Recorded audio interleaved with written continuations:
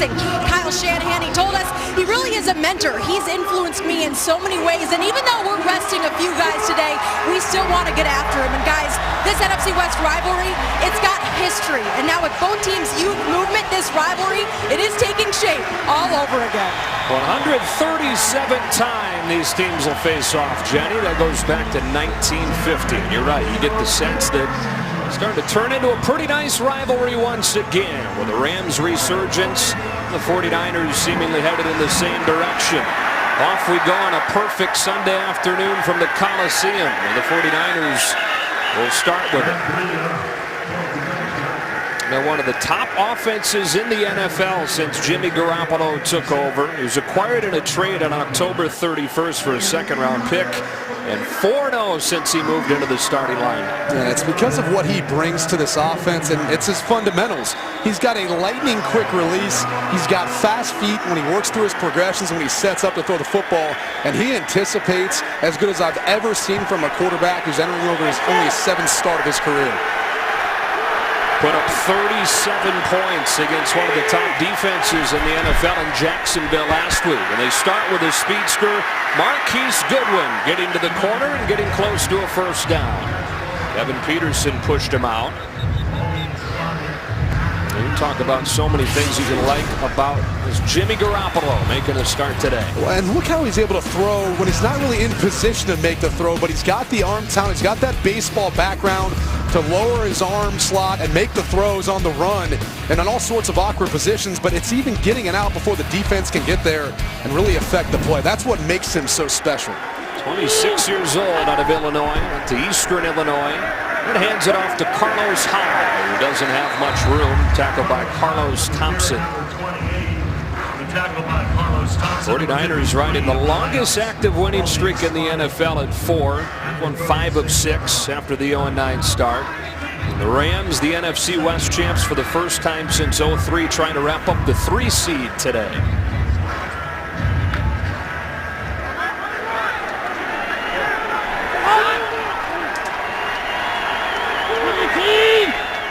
Opening drive of the game, and on 2nd and 9, it's Hyde again.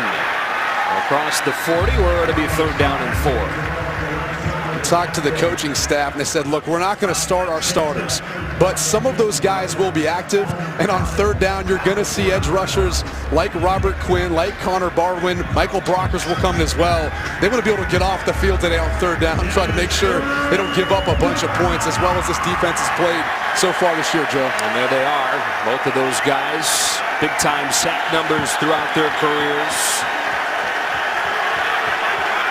Out of this Rams defense that is starting only 3 regulars today. They got 4 players making their first career starts. Out of an empty set on 3rd down, Garoppolo's first throw is a big one, and George Kittle into the open field. The rookie tight end to the 15 on a 44-yard 3rd down pickup. One of the biggest things that you see from Jimmy Garoppolo is not just his quick release, his quick decision-making. He knows where he wants to go with the football. He gets it there accurately, on time, and allows Kittle to take advantage of the fact that Corey Littleton fell down in coverage, and there you see the big gain. And it's pretty impressive to see the chemistry that Garoppolo's developed with George Kittle in a small amount of time. Had a touchdown last week in that win against Jacksonville. Got a big kickoff here as the 49ers on the doorstep. Garoppolo scans into the tight window. It's knocked down. Shot it for Aldrick Robinson. Kevin Peterson stuck his hand in. 2nd and 10. Visited with the 49ers earlier this week. Watched them practice. And the guy to keep an eye on is number 84, Kendrick Bourne. Seemed to like taking shots to him. He's going to come off the field now, but we're working in some different things to him throughout the course of their game plan and their preparation for the Rams. Couple of tight ends in fact, all 3 tight ends, Kittle, Selleck, and Paulson. And a throw to the sideline drop by Matt Breida, 3rd and 10. Already seen a couple empty formations for the 49ers. Most quarterbacks wouldn't feel that comfortable being back there with no help from a running back or someone else as far as pass protection goes. It's just the 5 guys up there in front of you. But Jimmy Garoppolo, from his time in New England, feels very comfortable with those concepts when they spread out the field. Goes back to his time with Eastern Illinois, running more of a spread offense and understanding the protection schemes. And Got to get the ball out of his hand quick. Well, he played in 2 games in those 3 years in New England. Won both of them. Won the whole Deflategate thing last year. 6-0 as a starter in the NFL. Great coverage downfield. Good protection gives him time to float it to the corner for Bourne, who is double covered by Troy Hill and Blake Countess. And the 49ers will settle for a field goal attempt. Talked about it just a moment ago. Kendrick Bourne, the rookie out of Eastern Washington. They're trying to get him going, trying to get him some targets, and he's going to release and just try to run a corner out. The problem was Garoppolo kind of had to hesitate for a second, didn't know if he was going to have to flush the pocket, and because of that hesitation, ran out of room to the corner of the end zone. What the year Robbie Gould's having. 13th year out of Penn State. Having his best season yet. 38 of 40. Began his first season with the 49ers. Hits from 33 in San Francisco with points on its opening drive.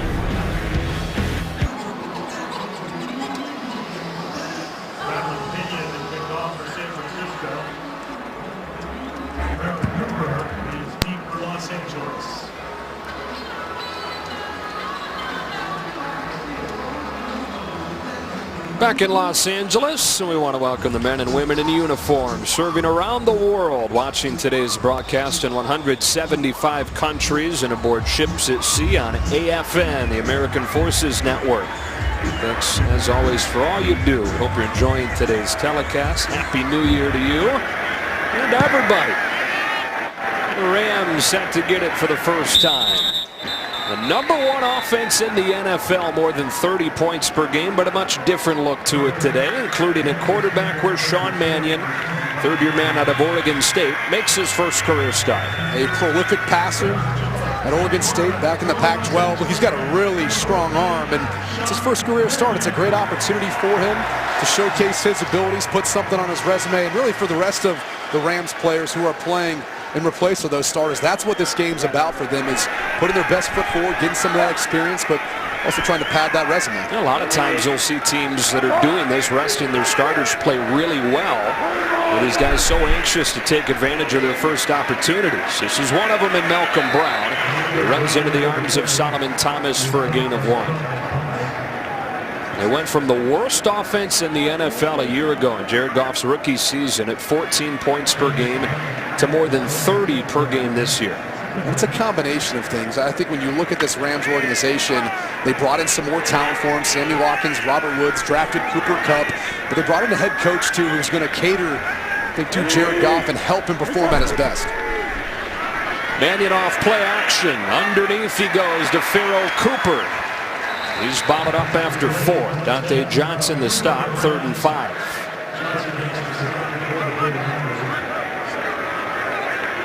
Robert Saleh, the defensive coordinator for the 49ers, doesn't tend to bring a ton of pressure. Really relies on that front 4 to get pressure on opposing quarterbacks, but they play that 3-match zone that you see in Jacksonville, you see in Seattle.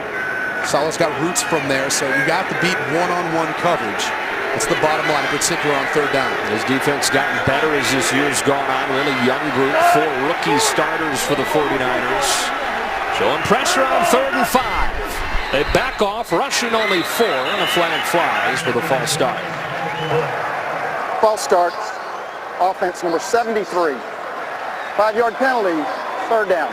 That's the tackle, Cornelius Lucas, but it's something that you tend to see, Joe. When you've got a quarterback who all of a sudden comes in and it's his first career start working with an offensive line that hasn't played a ton together, the cadence is a lot of times one of the hardest things for people to get in unison and get down together. Aaron Neary, the center, elevated from the practice squad.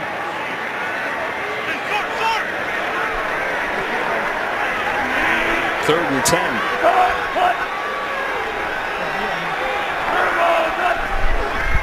Again, only a 4-man rush.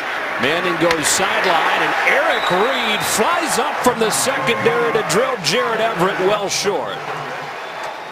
Eric Reed's been an impact player for this 49er defense all year long. So versatile. Obviously in a contract situation where he'll be a free agent coming into next year. He'd love to stay in the Bay Area, but my conversation with him, he said, hey, haven't been offered a contract yet. Maybe that'll happen after the season. But at this point, I love my time here. Maybe I'll test the free agent waters, see what's out there, but if I sign back, that'd make me happy. Pretty good depth at safety for the 49ers. That's one spot where they're looking pretty good. A line drive punt from Sam Hecker that Trent Taylor watches bounce inside the 20. 53-yarder for Hecker. Jimmy Garoppolo and the 49ers offense marched it down the field and got a field goal on their first drive. Back at it on the other side of this break.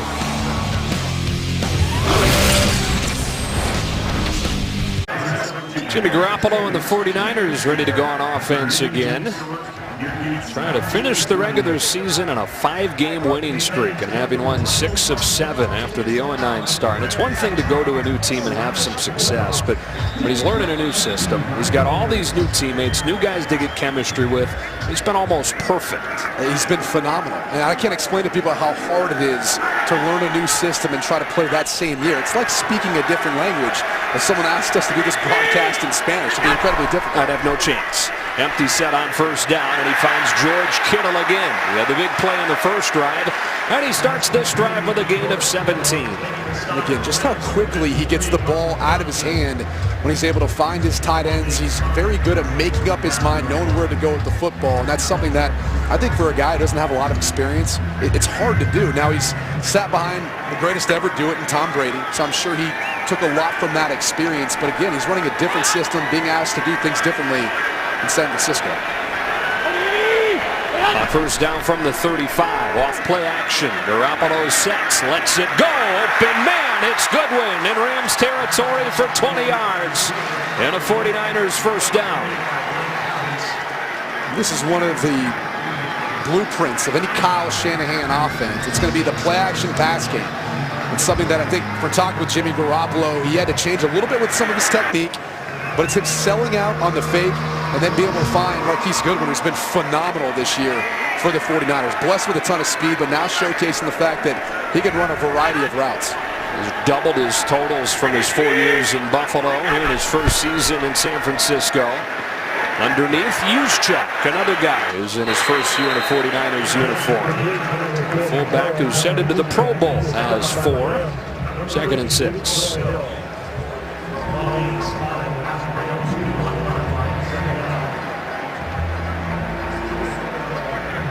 Seems like Kyle Shanahan, regardless of where he goes, he finds production with his offenses. And it wasn't the case early on this year. And I think once he found the right quarterback in Jimmy Garoppolo, we started to see this team really take off.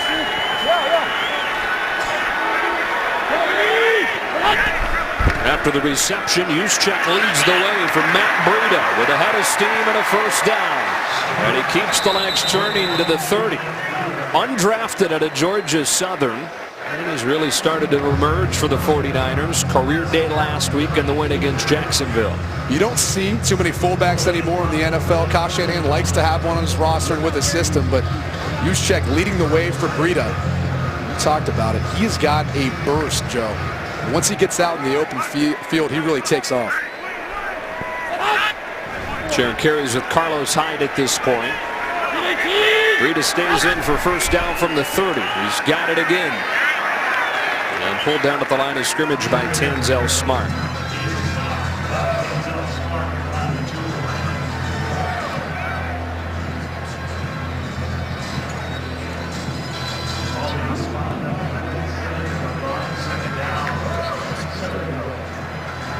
Smart, one of the guys they're going to start today up front for the Rams. No Aaron Donald. One of the several starters getting arrested in anticipation of the playoffs. 2nd and 7. Here's Carlos Hyde. Has room off the left side, and with a cutback has the 49ers first down. 4th-year man out of Ohio State, who finally this year has stayed mostly healthy and is close to 1,000 yards on the season.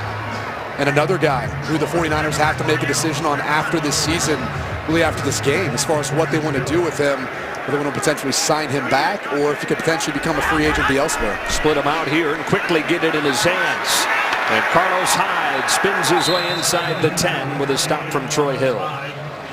So Hyde missed 14 of the previous 34 games coming into this year for various ailments, and there were some questions about his work ethic, and could he even stay healthy to be a productive player? But as he has stayed healthy, he's had a pretty darn good year. Yeah, I mean, career high in scrimmage yards, career high in rushing touchdowns this year. He's on pace for one of his best years of his career at the right time, too. You're talking about it from a business standpoint, but I mean, he's been healthy, and that's been the biggest key. And he's reinvigorated, too, by some of the competition they brought in the running back room.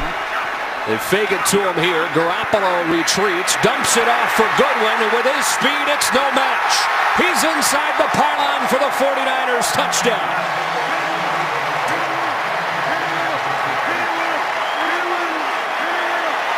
And the moves to match the speed. What a season Marquise Goodwin is having for San Francisco. It's all the misdirection, all the deception. Everyone's caught up with the play fake. Jimmy Garoppolo sells it looking downfield. And then there's Goodwin, who releases out into the flat in space. And Joe, when you've got that type of speed, no one's going to be able to get an angle on you.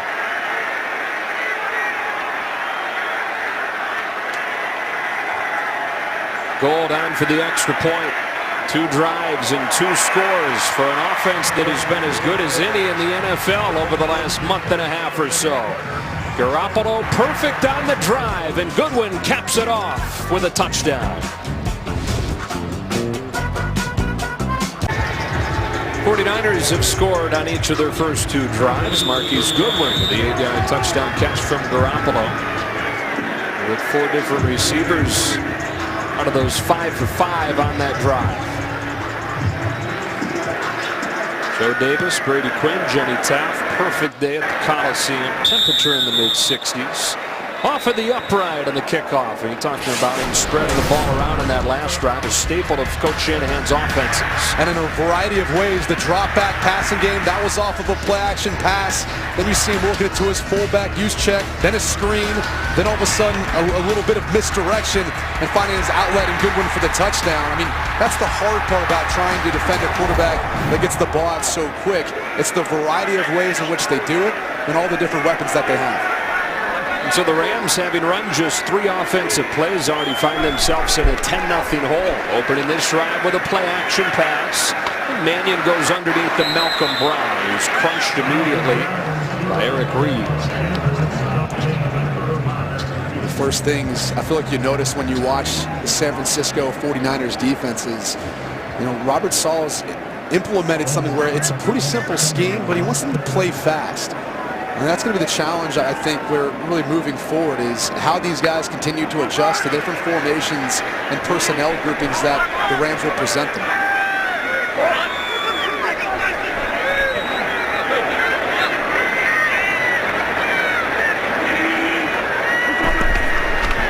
Back-to-back throws to open the drive. That one's tipped and incomplete. And Eric Reid putting his stamp all over this game in the opening quarter. Inexperienced quarterback, and one thing Sean Mannion did was watch his eyes when he's looking to that side of the field. They were blocked the entire way. That's why Eric Reid gets such a good break on the football. This comes off with an interception. On 3rd down, Mannion to the sideline off of the hands of Josh Reynolds. 2 scoring drives for the 49ers, 2 3-and-outs for the Rams. What's hard in your first start? I mean, a lot of times you got those jitters, a little adrenaline running through you, and that's typically when you see a lot of those throws go high. You're juiced up to be in there for the first time, and just got to try to find a way of settling down.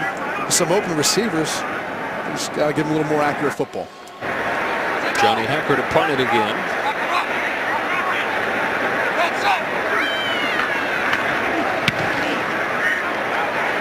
Booming punt.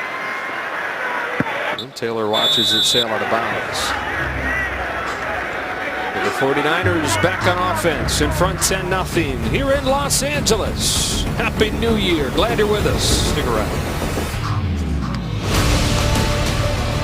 The Rams will host a playoff game next week.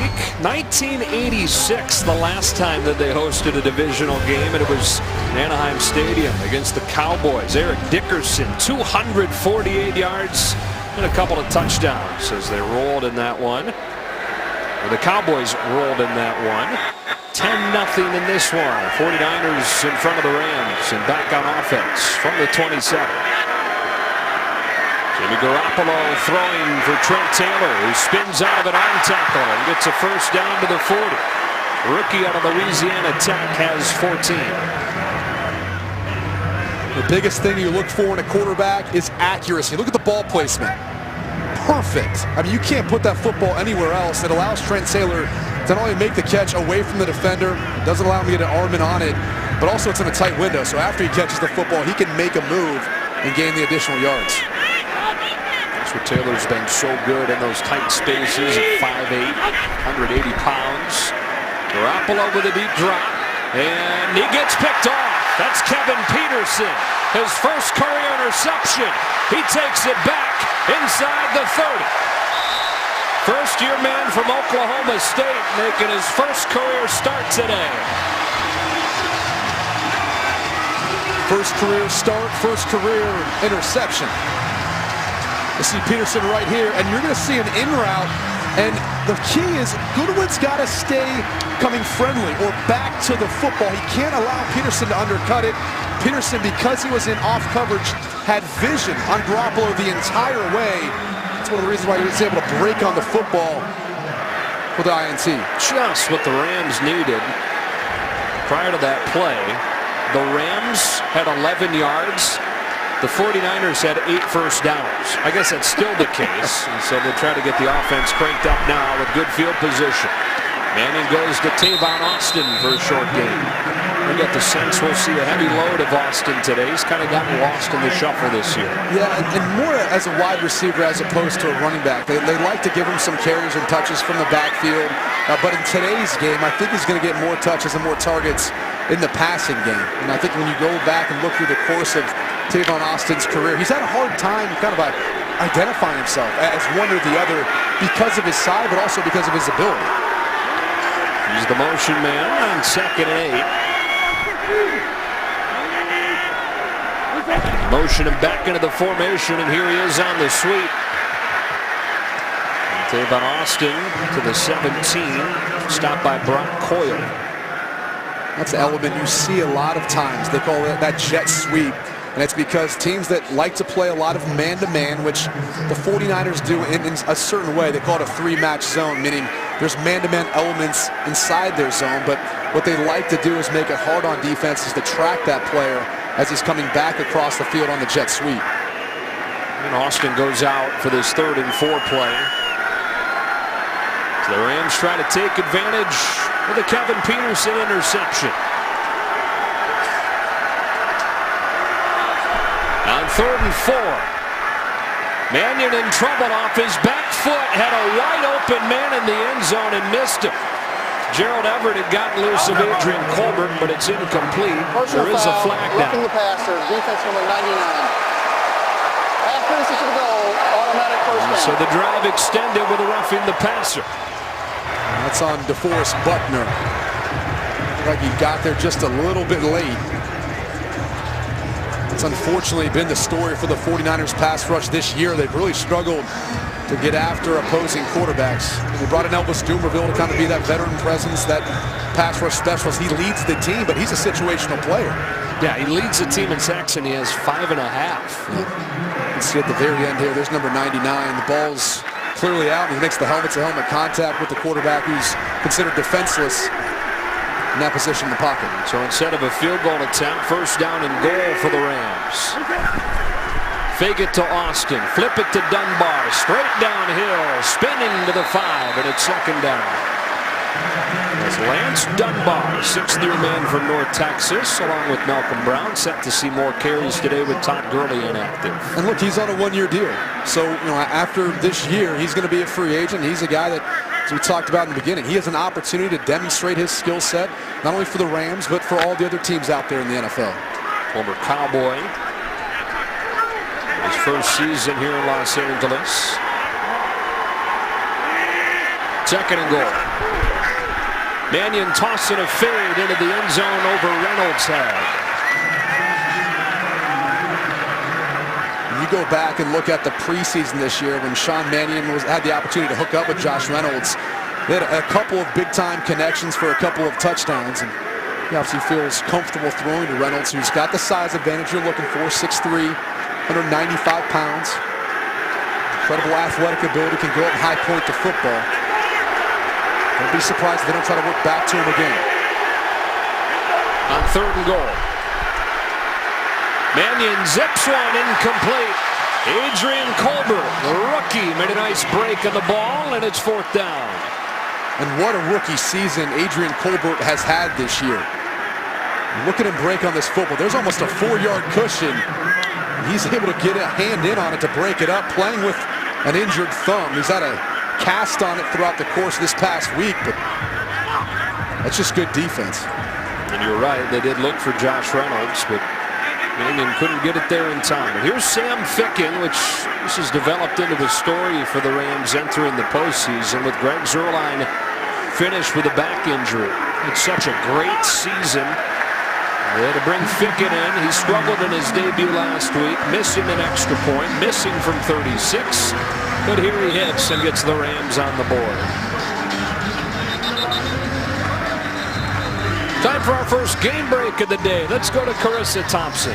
Thanks, Joe. We go to Tampa Bay. A big start for Alvin Kamara after returning a kickoff for a touchdown. He then caps off this drive with a 7-yard touchdown run. Saints up in this one, 14-7. Joe, Brady, and Jen. All right, the Saints 11-2 run after starting the season with 2 losses. With a win, they'd win the South for the first time in 6 years. Talk about offensive rookie of the year candidates. Alvin Kamara's got to be the guy. He's been phenomenal for that Saints team. Look at it, it's not just the running game, it's the passing game as well. He actually leads all rookies in receptions this season. Cooper Kupp's up there, second. He leads all rookie wide receivers, but quite to the extent of Kamara.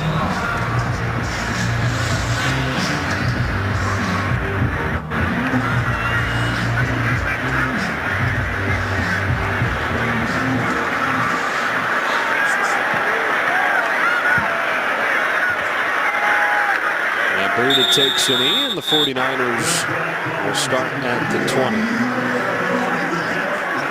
We'll be back in 30 seconds after this message from Lowe's. Are you ready to take one of these seats? The 4 Battle for Stardom premieres Thursday on Fox. 49ers open the drive with a 3-yard run from Breida. Bryce Hager with the stop, 2nd and 7.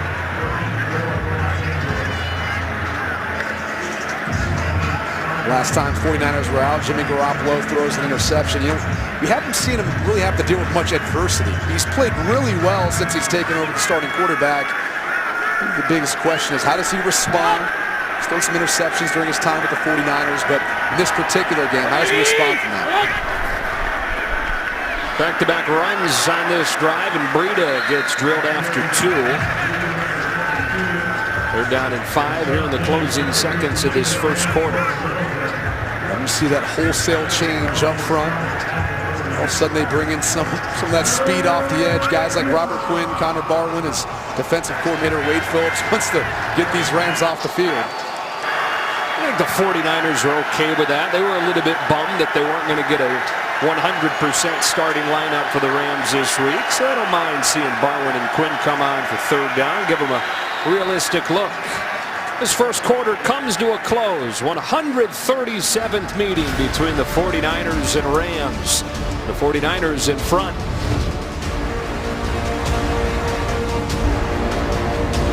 Ready to start the second quarter here at the Coliseum with a 3rd and 5 for San Francisco. As we told you during the first quarter, 3rd down means that both Robert Quinn and Connor Barwin come in to rush. Bringing pressure off of the edge, picked up, but an incomplete pass as Carlos Hyde stumbled coming out of his break. And after 2 scoring drives to open the game, an interception, and now a punt.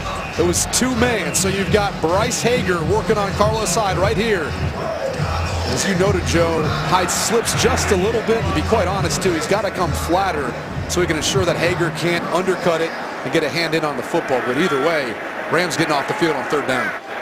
Rams the only team in the NFL to block multiple punts this year. They don't come after this one, and so Bradley Pinion cleanly sends it away to Pharoh Cooper. One of the best return men in the NFL. Hemmed in and brings it back for just 3.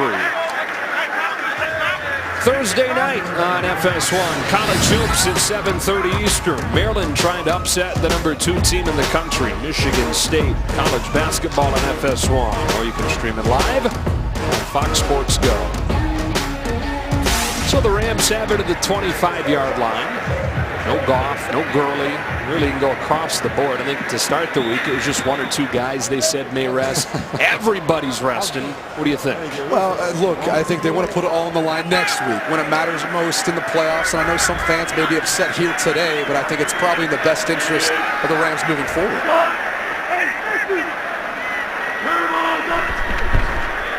With Todd Gurley resting, it is Malcolm Brown at running back for a gain of 4.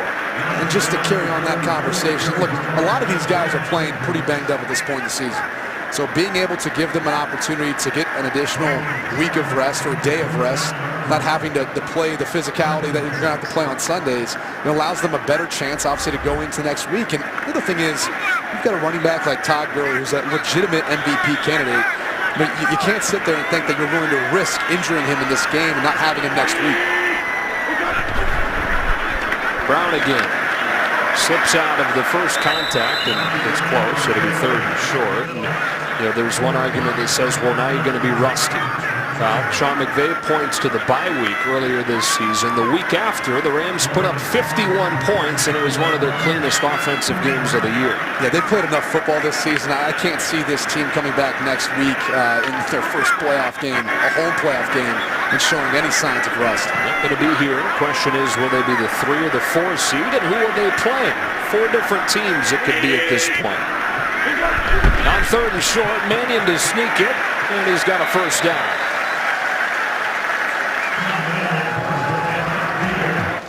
One of the biggest keys we've seen so far in this drive for Sean Mannion and the Rams is the running game.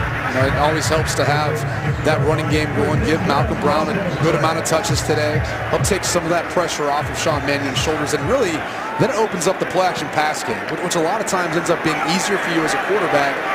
Because of the run game, you end up getting more one-on-one coverage. It's a little bit easier making some of those throws from the outside.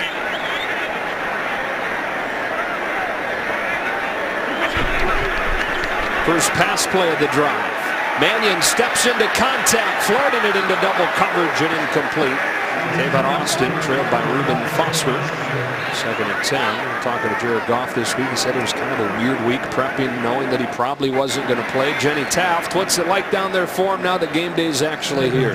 Well, I can tell you guys, he is not taking the day off. He has been so active on the sideline, especially with Sean Mannion. He said he's a guy who has helped me so much. I was looking forward to returning the favor. He stayed involved, guys.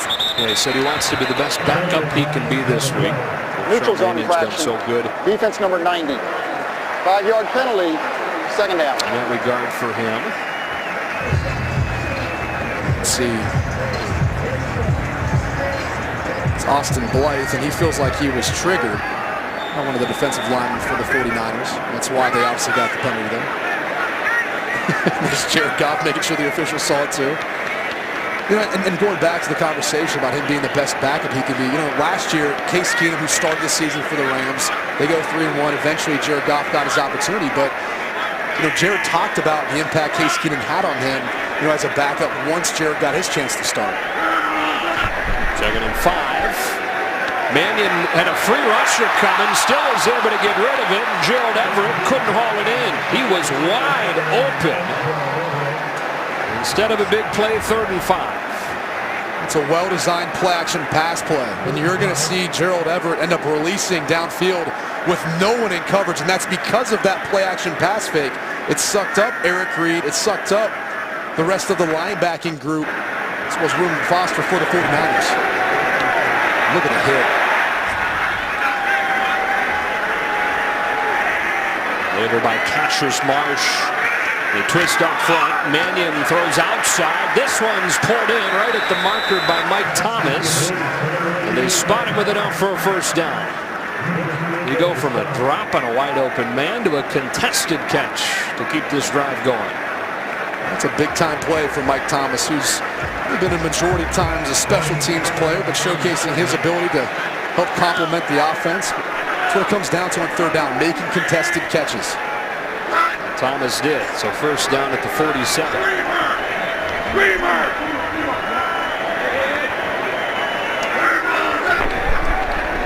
Fake to Brown, fake to Reynolds, and now a screen that was read beautifully by K'Waun Williams.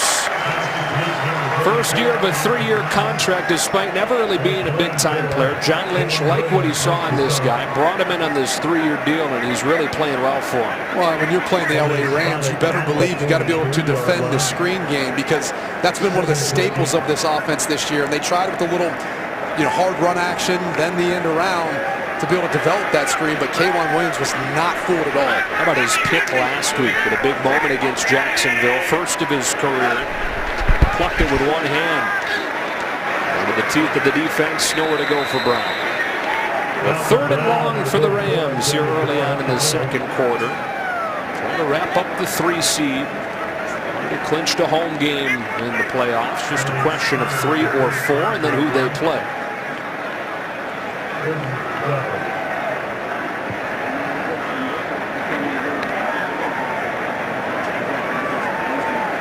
No playoff implications for the 49ers, but for the first time in a while, they're starting to think that the playoffs might not be too far off on the horizon.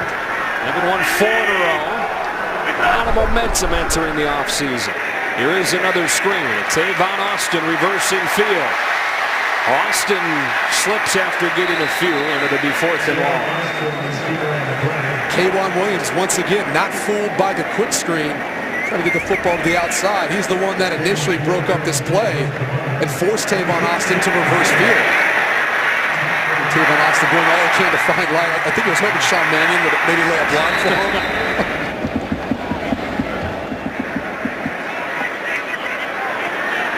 Becker already punting for the 3rd time. Maybe a fake this week. Tried to run one last week. Wouldn't be a surprise. Shooting it for the corner and doing it again. He does it as well as anybody in the NFL. That's why he's headed to the Pro Bowl for a 4th consecutive season. 49ers backed into their own end. Back in a moment.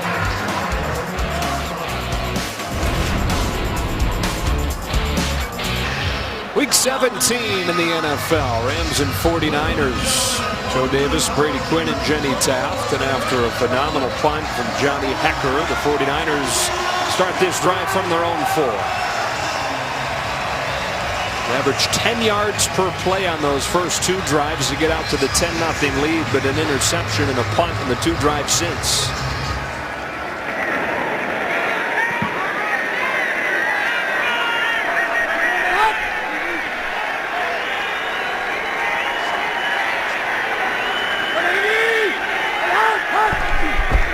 Trying to get some breathing room with Juszczyk leading for Carlos Hyde. Stiff arming his way to the sideline and a gain of 7. 49ers set at 0-9 at one point. The call to get Jimmy Garoppolo one day after they fell to 0-8. He moved into the starting lineup. Been 4-0 since.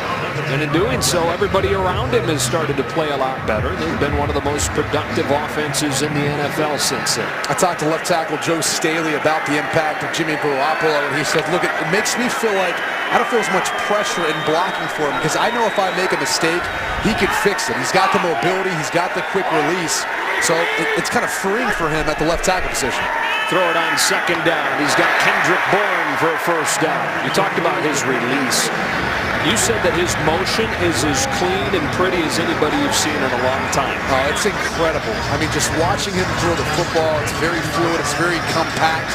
And I think that's part of the reason why, he's still working through this offense. He told me in his first start, there was a couple times he went up the line of scrimmage and said, kind of forget what the play call is, but I know what this guy's running, so I'm going to throw to him regardless of the coverage. But he can do that because of the quick release. It's not this extended motion. Breida, big hole off the left side, and makes a cut for a 1st down. They've gotten it out of the shadow of their own goalpost. It's a gain of 12 to the 34. This is the element of having a fullback who can come out and block for you. Juszczyk climbs up to 2nd level. See how he seals off the edge? Doesn't allow Hager to really fill that gap. That allows Breida to get to the outside. I mean, when you're in the open field versus a running back, that's obviously going to play to your advantage. That's a tough call of duty if you're Troy Hill. Juszczyk, highest paid NFL fullback. John Lynch decided to bring him in on a 4-year deal. People were surprised by that, but I think when you look at how they utilize him, they understand the importance of that position in this offense. Had a productive year. He's the lead blocker again. And opens up another big hole for Breida to run through close to midfield. Another game break. Hello, Kurt Menefee. Hello there, Joe. Arizona saying hello to the end zone again. Elijah Penny, 4-yard run against Seattle. Seattle needs Atlanta to lose and to win. And right now they're down by 10 at home to the Cardinals. Joe Brady. Wow, what in the world is going on in that one? That one's incomplete. Goodwin couldn't get a foot down. And it'll be 2nd and 10. The Seahawks trying to extend that run of heading to the postseason to 6 consecutive years, but laying an egg so far. Just not enough room on that sideline for Goodwin to get 2 feet in.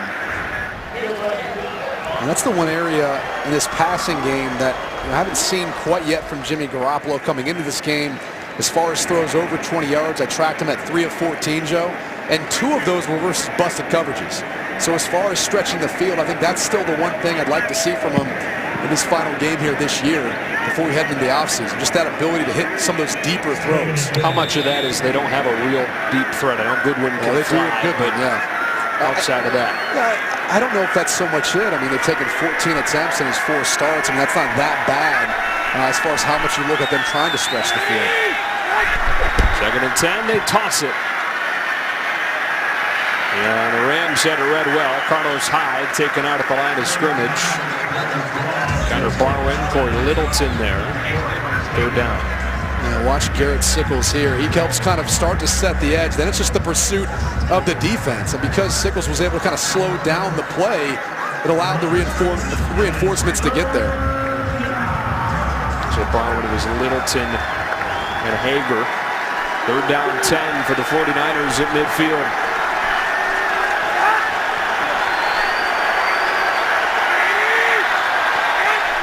Pressure coming. Picked up, giving Garoppolo time to find Taylor. 1st down 49ers to the 36.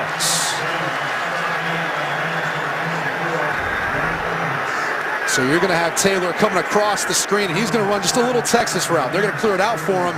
And it's Jimmy Garoppolo with enough patience allow him to clear Robert Quinn in the soft spot, the zone coverage. And that's kind of the risk that you take when you bring pressure versus a guy like Jimmy Garoppolo who knows how to hurt you.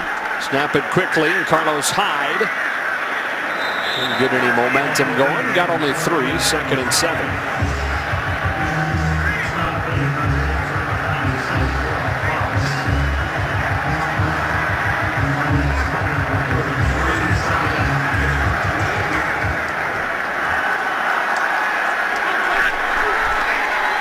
Fakes to Hyde this time. He'll dump it off to George Kittle, who's wrapped up by Corey Littleton.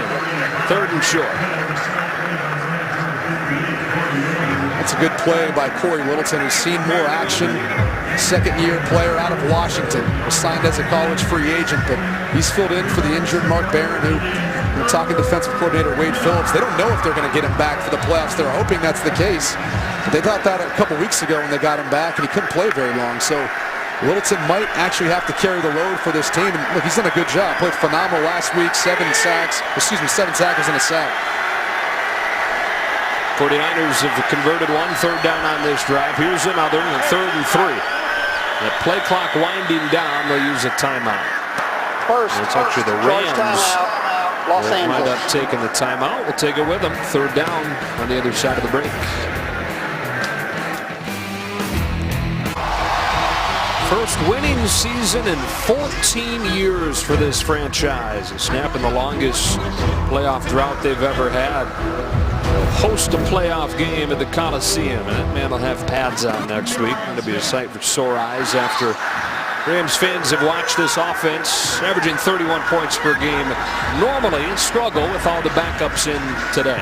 The worst scoring offense in the league last year. This year, #1 points. So putting a lot more pressure on opponents, and that's paid dividends to their defense. The defense has been able to be more aggressive and obviously not just having to stop the run the whole time versus opponents that are up.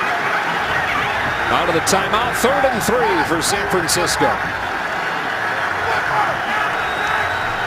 Rams back off. Garoppolo flushed out of the pocket. In trouble. Keeps the play alive. Keeps his eyes downfield. Lets it go. And it's jarred incomplete. Kevin Peterson, who has an interception today, knocked that ball out of there, and it's 4th down. I mean, this is what Jimmy Garoppolo brings to this offense. I know the Rams got to stop here, but just look at the elusiveness. I mean, he doesn't give up on the play. He changes directions a number of times, and he almost was able to get a completion out of this to Robinson if he could have just hung on to the football. And that's the difference between what this 49ers team was missing early in the season from the quarterback position. 48-yarder for Robbie Gould.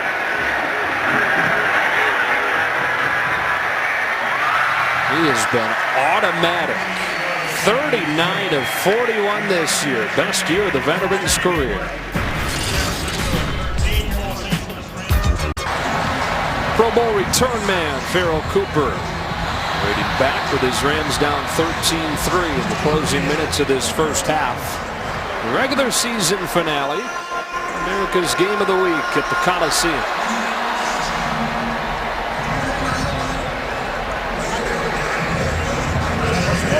The only thing in question right now is who will the Rams play. You know it'll be here at the Coliseum next week. Doesn't look like it's going to be Seattle at this point with the way the Seahawks are struggling. Perhaps Atlanta, the Saints, or the Panthers. Buried out of the back of the end zone, and so the Rams will start at the 20. And from the producers of American Horror Story and the people of O.J. Simpson comes a new series on Fox told through the eyes of the first responders. 911 series premiere Wednesday on Fox. So the Rams back on offense. What are they going to do to get things going here? Well, they need to start by running the football. It'd be nice to be able to go on a nice long drive and close out this half with some points. So take some of the pressure off Sean Mannion, who's had a bit of a rough start so far. And flags fly. It'll be on to 49. Neutral zone infraction. Defense number 94. 5-yard penalty. 1st down. Gives us a chance to check in with Kurt Menefee for a game break. Well, the Saints trying to wrap up the NFC South. All they have to do is beat Tampa Bay. Tampa Bay fighting. Jameis Winston, 1-yard run. They missed the extra point, however, so the Saints are holding on by a point. Just over 5 minutes left in the first half. Joe Brady. All right, it's a Buccaneers team that's lost 5 in a row. I didn't figure there'd be too difficult of a match for the Saints in that one, but having a hard time. And it's Dunbar tripped up after 4, 2nd and 1.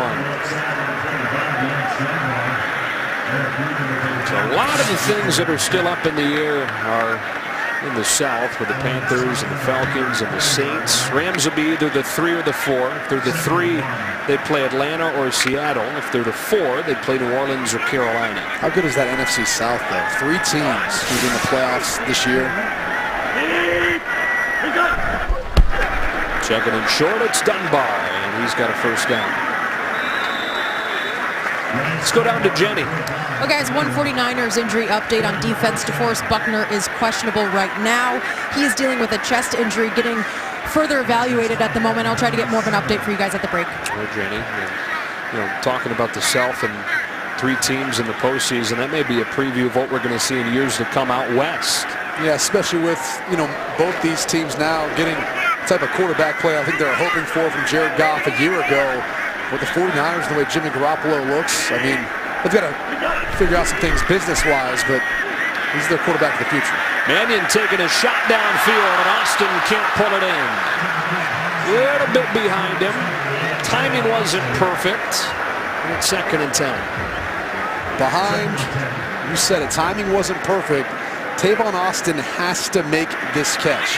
It's catchable enough where he can get 2 hands on the football. And I think this has been one of the issues they've had with him is he hasn't been a consistent enough pass catcher as a wide receiver. He'd never had fewer than 30 catches in a season. He only has 11 this year. Short gain for Dunbar as he's met quickly by Eric Reed.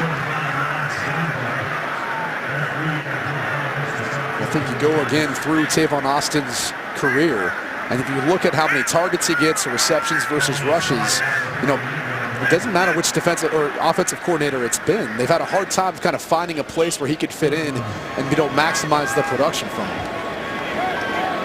Such high hopes for the first-round pick, 8th overall pick in 2013 out of West Virginia. He's been one of the bad things in a very good Rams season. 49ers bringing pressure. Mannion sacked. Sheldon Day, who was just acquired a few weeks ago from Jacksonville, comes up with a sack and makes it 4th down. Yeah, here's the matchup to watch. The second-year player out of Notre Dame, Sheldon Day, just beats Aaron Neary right off the snap of the football. Really not much of a chance for Sean Mannion as he tries to step up into the pocket. It seemed like Reuben Foster would have been there to take care of it if Day couldn't. We talk about all the skill players that are resting for the Rams. Pretty much the entire offensive line is as well. And they give up their first sack of the day. Here's Hecker punting. The line drive gives Taylor a chance. Good field position for the 49ers with 2:13 and all 3 timeouts. The 49ers are going to have a 2-minute drive here before the end of this first half, and you know these are all valuable reps for Jimmy Garoppolo as he moves forward, as he tries to continue to build upon the foundation that he's got here so far with the San Francisco 49ers. Just sort of those situations that you just can't get enough of as an inexperienced quarterback in this league. I think it's fair to say Jimmy Garoppolo on his 7th start is still inexperienced to some degree. They just had those 2 games in the 3 years in New England behind Tom Brady. They drafted him in the 2nd round in 2014 out of Eastern Illinois. He was a 4-year starter. Tony Romo's alma mater. Starts his drive by scanning the field and finding an open George Kittle in the zone. And he breaks out of a tackle and runs inside the 25. With his rookie tight end really coming on late this season for the 49ers. The biggest thing that impresses me most about Jimmy Garoppolo, watch his eyes. He's going to look to this side of the field first and work all the way back to Kittle. Number 1, number 2 is not there. Finds Kittle, number 3, who's had a big game so far today. Gets us to the 2-minute warning. 49ers on the move, trying to pad this lead before the break. Coming up on the Visa Halftime, we'll get you all set and up to date on the playoff pictures. 4 teams in the AFC for 2 spots, 2 in the NFC for only 1 spot. It's all coming up on the Visa Halftime. Baby New Year. That's a good look for you. Happy New Year, Bert. I want to party with Terry Bradshaw for New Year's Eve. That would be a great time. Yeah, I think it would. All the crew, though. Michael Strahan, Howie Long, Jimmy Johnson, Kurt. And all those guys would be fun to hang out with, huh? We didn't get the invite, though, did we? No. Out here in L.A., can't get the invite. No. First down 10 for the 49ers. Garoppolo with a straight drop. And he hits Louis Murphy, your veteran. As a gain of 6, Nickel Roby-Coleman the tackle. They still have plenty of time with 3 timeouts still here in the first half. They can run the football. The entire playbook's still in.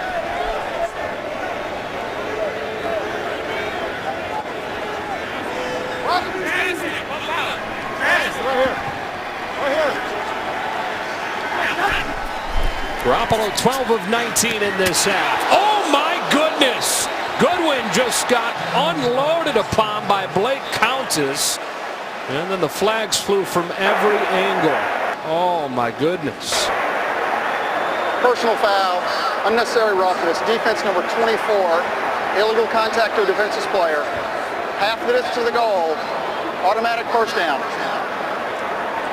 That's the end result. A lot of times when you're a quick decision maker at quarterback, there's going to be a post-high safety just waiting for you this portion of the field. It didn't look like Blake Countess tried to get or change his level in which the way he went to hit Marquise Goodwin.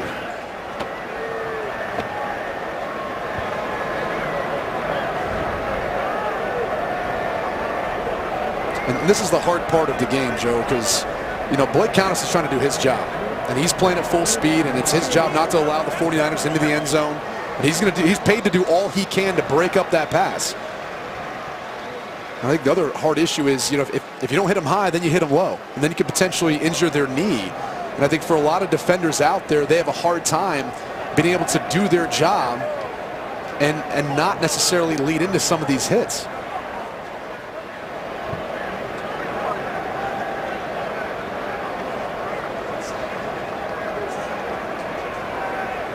While they continue to take a look at Goodwin, we're going to step away for a game break with Carissa. Very scary situation right there. Let me get you an update on the Chargers in the meantime. With a win and some help, they make the playoffs. Phillip Rivers connects with Tyrell Williams here for a deep 56-yard touchdown. Mind you, this Chargers team started 0-4. Let's see what happens. They lead this one 14-10. Joe? Need to win that game, get a Titans loss, either a Bills loss or a Ravens win to get into the playoffs. Here's some cheers. That's because Marquise Goodwin has at least been helped to his seat. What a season he's had this year. You talked about it before, but you know, he could become, or he was on pace to become, the 11th player in franchise history to have over 1,000 yards receiving, the 3rd since 2000. And when you think about that and take into account some of the company he was about ready to join, Anquan Bolden, Terrell Owens, it's pretty incredible. And then you consider everything he's had to overcome personally this year. Lost his father, lost an infant son, and played in the weeks following both times, all while putting together the best year he's had. Has the only touchdown of today's game thus far. And has really developed as a wide receiver. I think in Buffalo, people looked at him as, you know, a guy who could stretch the field vertically, either on a go route or a post route. And now you've seen him transition and grow as a wide receiver at San Francisco, where he's running all sorts of different routes. He's become an integral part of their offense. We saw Blake Countess, who delivered that hit, headed back towards the locker room as well as they bring the card out for Marquise Goodwin.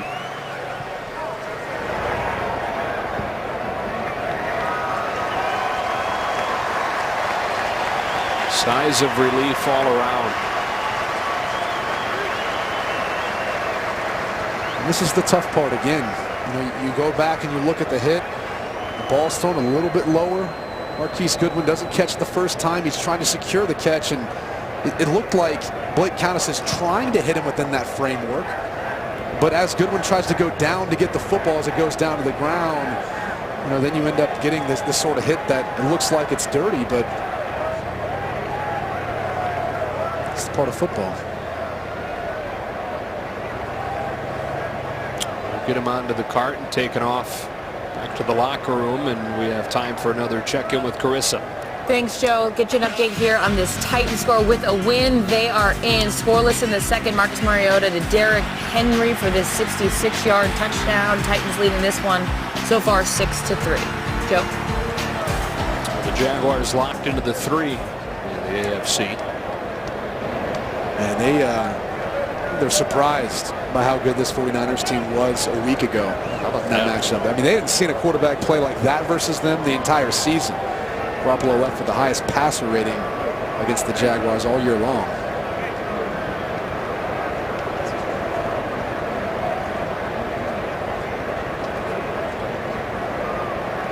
So Marquise Goodwin, 5th-year pro out of Texas.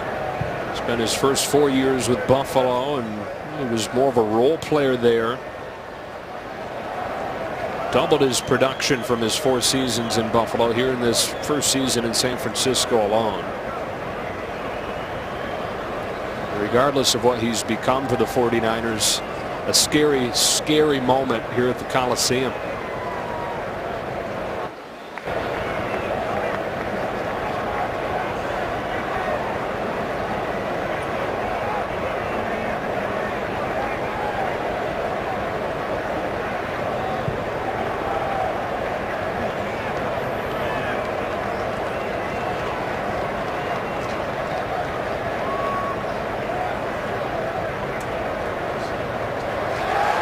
That's a good sign.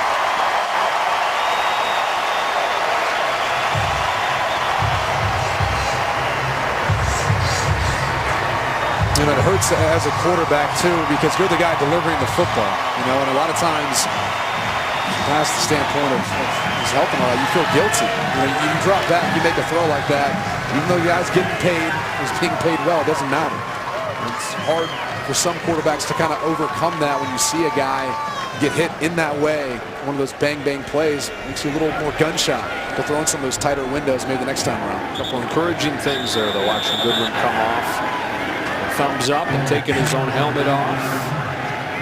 Track down all we can on him as this afternoon rolls on.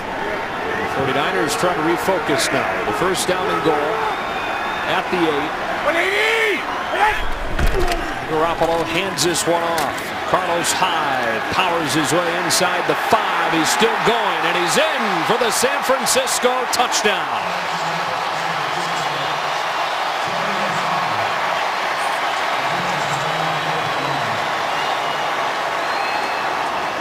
And that was a complete team effort. They bring in Louis Murphy. He's going to insert for the safety, but watch the push of the 49ers offensive line. Once Hyde meets Cody Davis, it's all effort, it's all push by the 49ers offense. Just a total team effort. You got to love the way this team has played this year. Talking to them earlier this week, an 0-9 team that didn't feel that way. They weren't practicing like that, weren't preparing like that. So I had a lot of hopes of being able to win some football games this season. And I think once Jimmy Garoppolo came to this team, they understood what they were capable of. Trying to win 5 in a row to finish the regular season and 6 of 7 after the 0-9 start. You're getting it done against the depleted Rams lineup today, resting all those starters, getting ready for the playoffs. Join us for the Visa halftime with Kurt Menefee and the guys, all coming up in just a few. Vikings locking in that first round bye. Saints in a tough one against the Buccaneers. And the Ravens and Titans. Several other teams in the AFC jockeying for the final couple of spots over there. More coming up in just a few. If you look at this NFC playoff picture, they don't have the heavyweights or the favorites like you do at New England, and looking at the Pittsburgh Steelers and the AFC. Those are by far and away the 2 favorites. It's kind of a muddy picture in the NFC. I think once we get into the playoffs, people are kind of curious to see who's going to end up on top. The top seed is much different than they were to get the top seed in the Eagles with no Carson Wentz.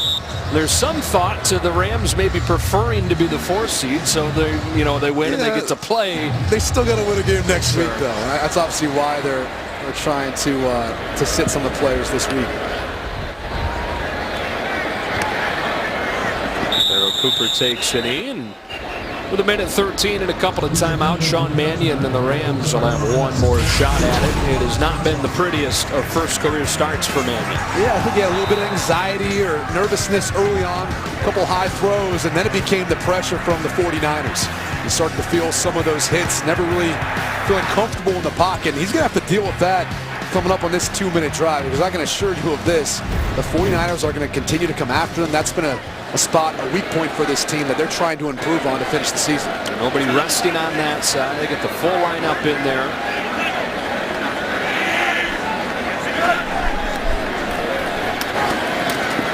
Over the middle and incomplete. A rough first half for Gerald Everett. I'm on the same page with Mannion there, and it's 2nd and 10.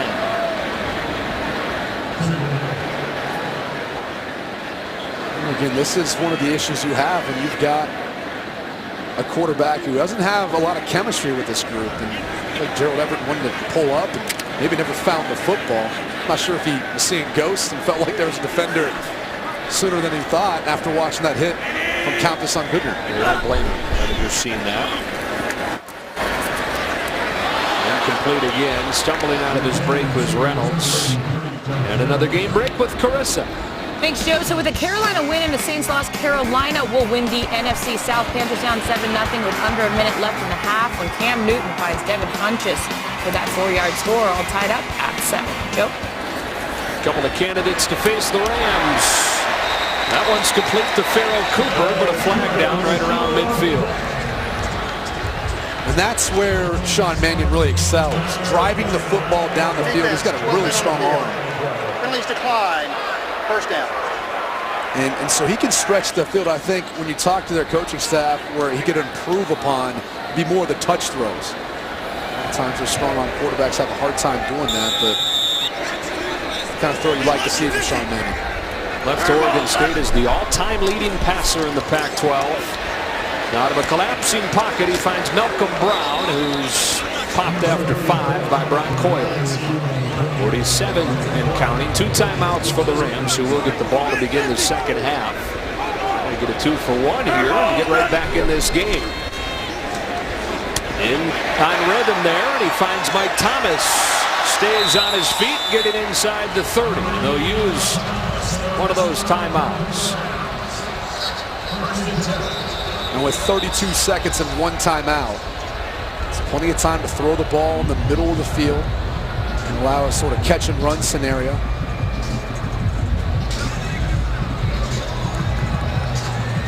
have to say, Sean Mannion started to kind of settle in on this drive, and I got to be honest with you, I think sometimes playing at higher tempo can help you do that, especially when your day has not gone very well thus far.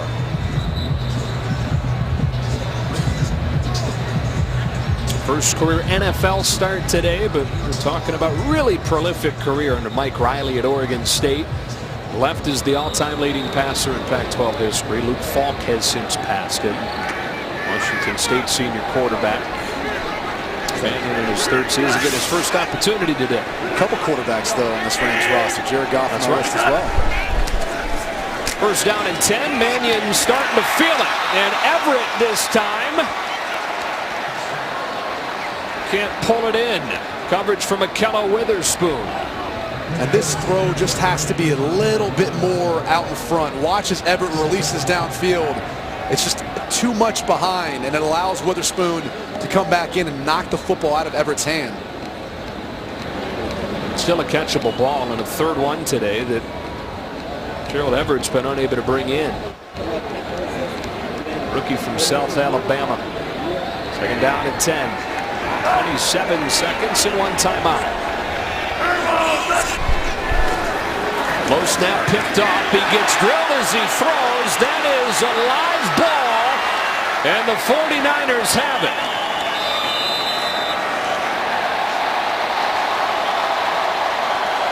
Mannion stood no chance. 49ers getting home with a rush. And I believe it was number 54, Cassius Marsh, who was able to get a hand in on the football. Watch him as he comes off the edge at the very back end. He extends out his arms, able to knock it out. Something that Cassius Marsh has really brought to this 49ers pass rush since leaving the New England Patriots. Bit of an edge, a guy who's got some experience, much like Dumerville. A situational rusher, but a lot of speed, a lot of ability off that edge. It was Solomon Thomas, the rookie, that recovered it. The Rams with a missed opportunity here. 49ers take it at the 31 with 18 seconds, all 3 timeouts. What do you think? I think they could still get themselves in field goal position to, and potentially even take a shot with 3 timeouts.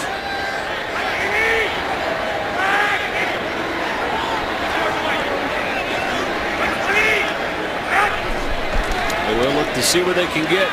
Garoppolo under pressure, throws an interception. 2nd one of the day for Kevin Peterson. Threw it right to him.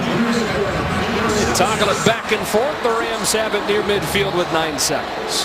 Well, he tried to get the football out before Kendrick Bourne came out of his break. He's basically just going to run a deep curl, but this was never really open. As he goes to kind of plan, you can see him lose his footing. Good thought, good idea. I like the aggressiveness. Unfortunately, versus cover 4, there's really no one to occupy that deep safety on the inside. So that quarterback's got help. And with that much off coverage, they're going to have eyes on the quarterback the entire time.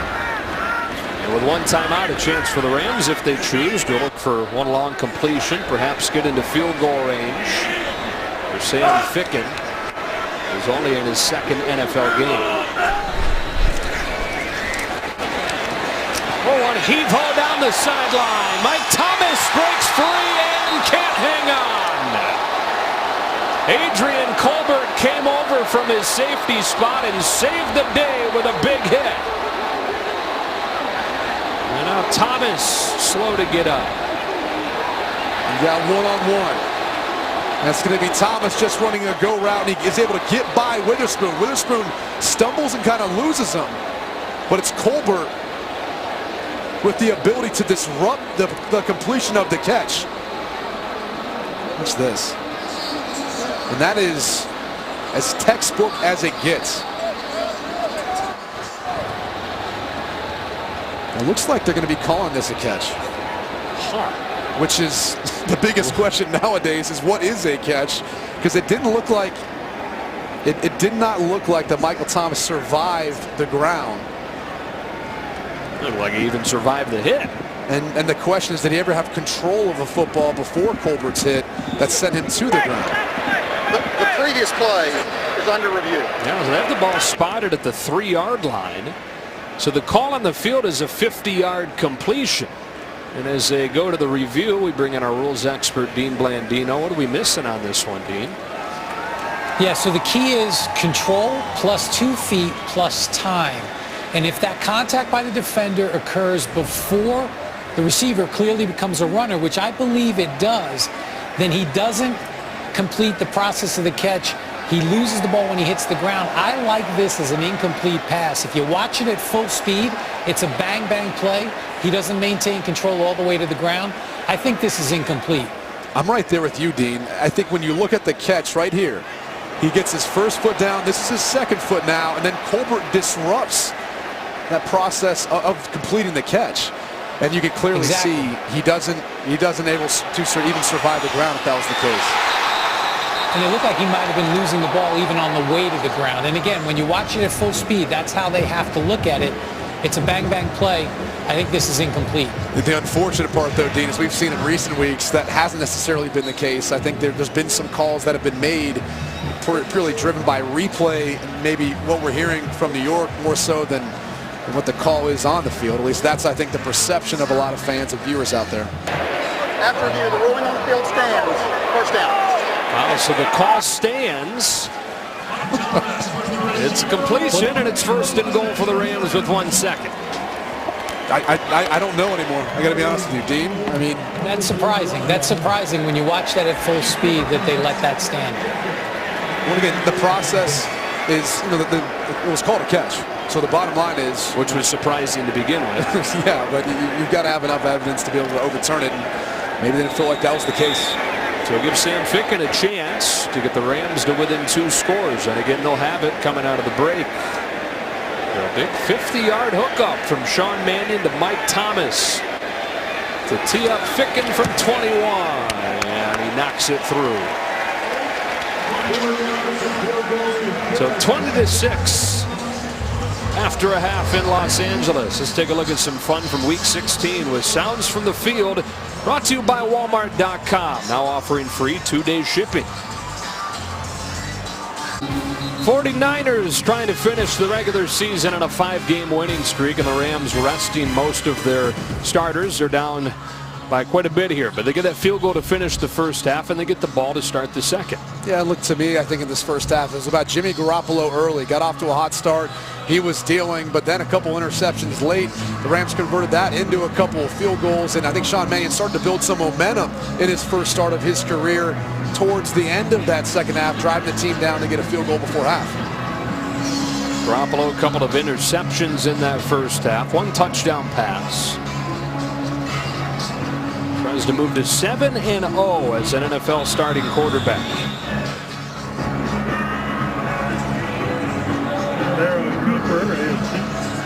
Pharoh Cooper, one of the guys in his regular roles this weekend. He's headed to the Pro Bowl as a return man. He's not been able to bring one back yet. Bradley Pinion continues to do a good job burying it out of the back of the end zone. Let's check in with Jenny Taft. Well, guys, I figured you want to know first about Marquise Goodwin. He is out with a concussion. That's the latest from the 49ers. And in terms of talking to Coach Shanahan and the interceptions we saw from Jimmy Garoppolo, he said, yeah, he's going to want some of those mistakes back, but I can't be mad at him giving some chances there. And as for finishing out this year, he said, we need to finish strong because we owe it to ourselves to do that. As for Coach McVay, really, he said, well, Kevin Peterson, he has been the bright spot. I love what I've seen from him. And Mannion, I just want him to keep settling in. That is the focus for the second half. Yeah, I think when we talked to Kyle Shanahan earlier this week, his thought was, look, I can't be preaching that every game's about winning each week and then all of a sudden rest some of our guys to play younger guys. Second half begins with a run to Malcolm Brown, who didn't have much going in the first half. More of the same here. Because I think some of the thought for the San Francisco 49ers, since they're not playing for the postseason, is maybe play some younger guys, maybe get them some experience, get them in there to evaluate them. Obviously, General Manager John Lynch would like to take a look at some of them, but Kyle Shanahan felt like it would go against everything he's been preaching all year long. And something to be said for the legitimate amount of momentum this team could take into the offseason by winning today, beating its rival, and finishing the regular season in a 5-game winning streak. They hate to kind of sour that winning streak by going out of the wrong note. Mannion right on target, but dropped, and that's happened a bunch today. Farrell Cooper couldn't bring it in, and it's third down. And these guys are accustomed to catching Sean Mannion's passes, but not necessarily in the course of a game. And he's got a lot of pace on his football. And it's been something that's been hard for these receivers and tight ends to adjust to. 3rd and 10 against a 4-man rush. The pocket collapses. He gets rid of it, and Coyle is all over Malcolm Brown. So the Rams open the second half with a whimper. They've had a number of injuries as we take a look at the last play. There's Brock Coyle, but Reuben Foster's been able to settle in. Brock Coyle, they've got a lot of production out of these linebackers. They've played really well. To make the case, the future looks very bright for this 49ers defense. A lot of new guys. I know there's a lot of turnover in the NFL, but only 4 or 5 guys in the entire 2 deep for the 49ers that have been here more than just this year. All new faces. Taylor splits the first 2 defenders. Returns it to the 29. Take a break. 49ers first possession of the second half on the other side. 49ers have been one of the best offenses in the NFL since Jimmy Garoppolo took over at quarterback a few weeks back. They lead the Rams 20-6 and get ready for their first drive of the second half. Garoppolo 12 of 20 for 186, a touchdown and 2 picks. Second half begins with play action. Then Garoppolo dumps off a screen to Carlos Hyde. He was bumped out of bounds by Corey Littleton. What'd you think of Garoppolo in that first half? He got off to a hot start. He was dealing early on. It was a combination of the drop back passing game, some of the play action pass. He was stretching the field at times. He found Goodwin for his only passing touchdown of the game thus far, and then all of a sudden it kind of turned. A couple forced throws, interceptions, both by Kevin Peterson. So I'm sure he'd like to kind of come back and get back off to a better start this half. Hyde again on the toss, cuts it back, and is close to a first down. Kevin Peterson, who you mentioned with those 2 interceptions, has the tackle, and that's a first down for San Francisco. It's the one thing I think I've wanted to see most from Jimmy Garoppolo as he moves forward. Inside of 20 yards, he is lethal, extremely accurate, gets the ball out quick. It's been the downfield throws that I think he struggled with. I told you earlier, 3 of 14 coming into the game so far, over 3 today. They boot him on first down. And into the flats he goes for Juszczyk. It's a short gain. Second down and 9 as Isaiah Johnson makes the tackle.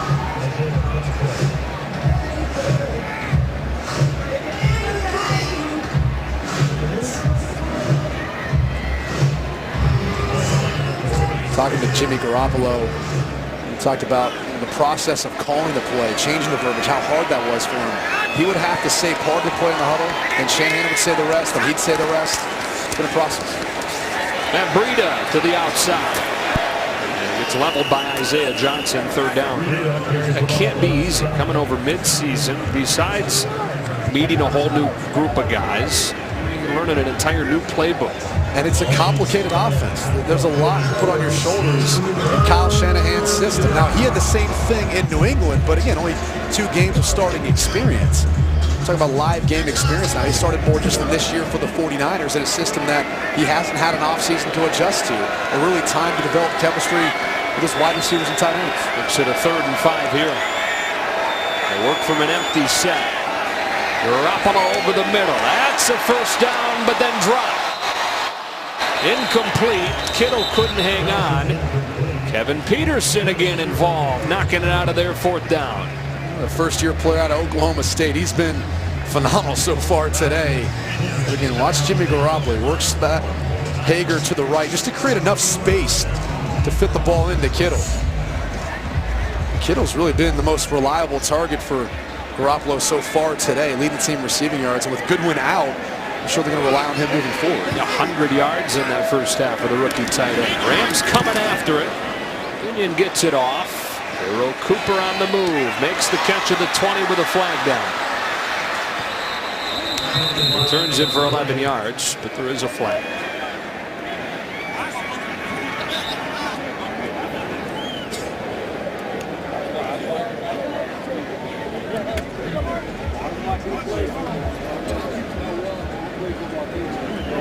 During the kick, illegal block in the back. Receiving team number 88. 10-yard penalty, 1st down, timeout. Rams back on offense, down 2 scores here in week 17 when we come back.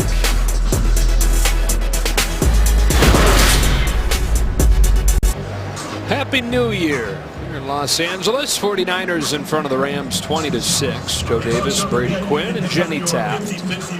Sean Mannion and the Rams to start this drive at their own 10 after the penalty on the punt return.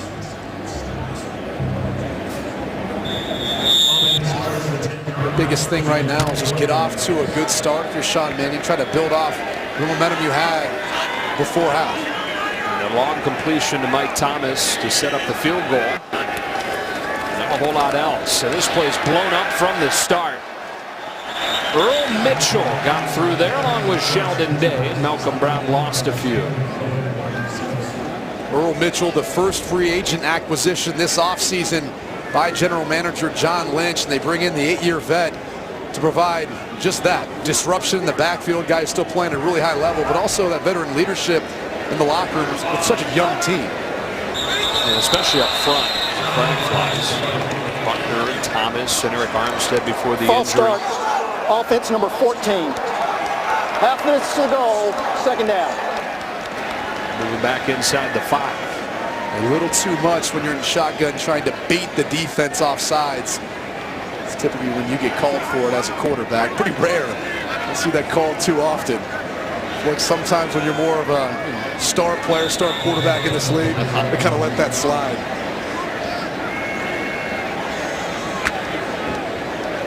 It's not been pretty. Number one offense in the NFL. And the starters are in there, more than 30 points per game. Just a couple of field goals today. Barely over 100 yards total offense. And Brown with a minimal gain, 3rd and long.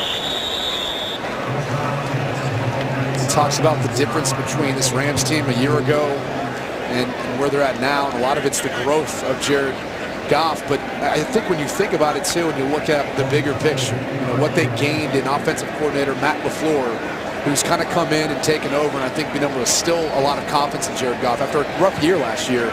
And Greg Olsen, their quarterback coach as well. I mean, you look at what Atlanta's been missing this year offensively. You can make the case, and that's not only Kyle Shanahan, it's Matt LaFleur as well, that quarterback coach that's not in that room with him every day, giving him that confidence.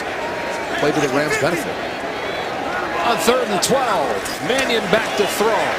Steps into the pocket, goes underneath for Everett, who needs the 20-yard line, and is stopped at the 14 by Dante Johnson.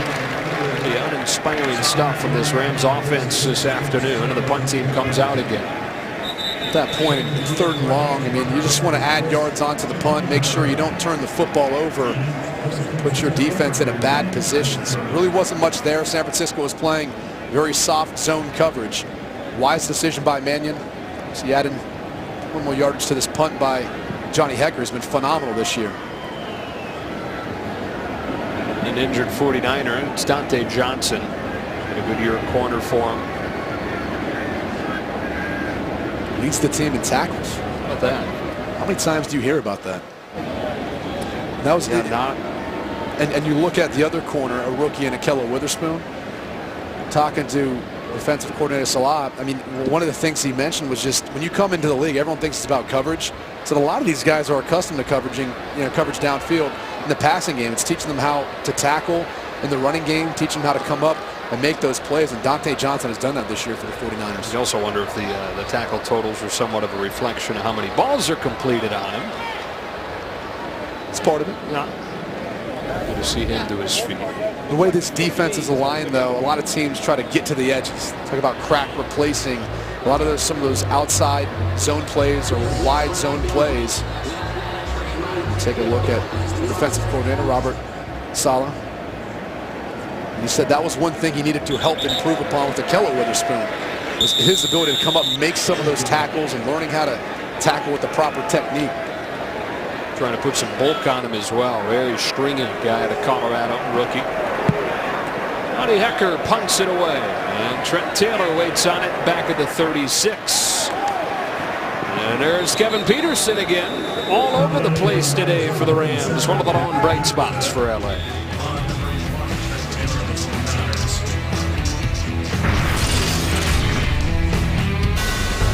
Last time the Coliseum hosted a playoff game, it wasn't the Rams, but the Raiders against the Broncos back in 1994. And you saw Wade Phillips, who is the Broncos head coach, John Elway, Shannon Sharp.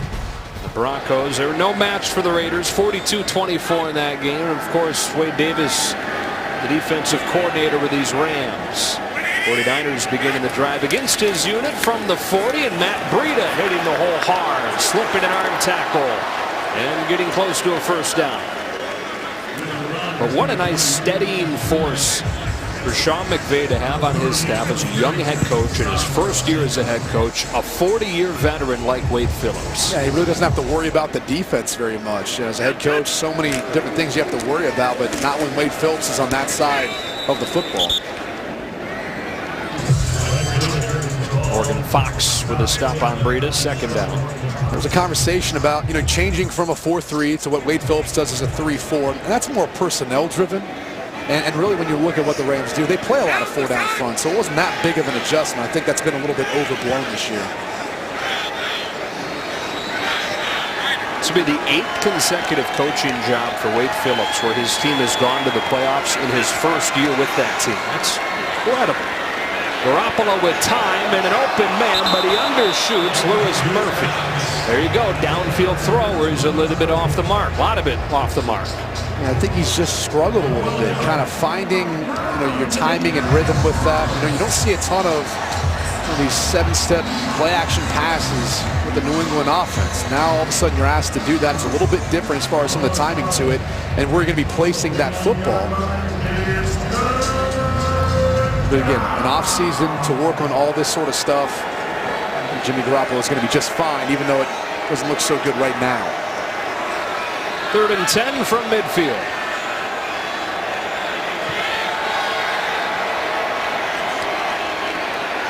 There's a strike to Kendrick Bourne. 3rd down conversion for the 49ers into Rams territory on a gain of 17. Just a beautiful play design, and watch as you're going to basically get a clear out. You're going to get a guy kind of hooking around, and because it's this soft zone coverage in the middle of the field, that's what they're trying to exploit. And Louis Murphy ends up occupying that hook curl defender, allows Bourne to be wide open. Brilliant play design by Kyle Shanahan.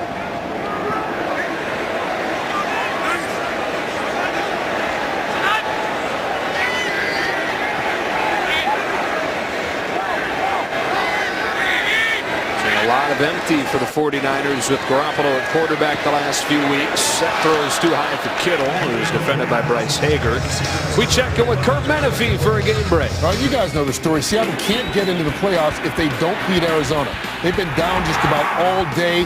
This brings them a little bit closer. Russell Wilson to Doug Baldwin, 18 yards. There's still a 6-point Arizona lead in the 3rd quarter. Joe, Brady, and Jenny. If they're unable to erase that deficit, Kurt, then it would snap a 5-year run of consecutive playoff appearances for Pete Carroll's team. I'm smiling because that last play, Carlos Hyde motion to the left.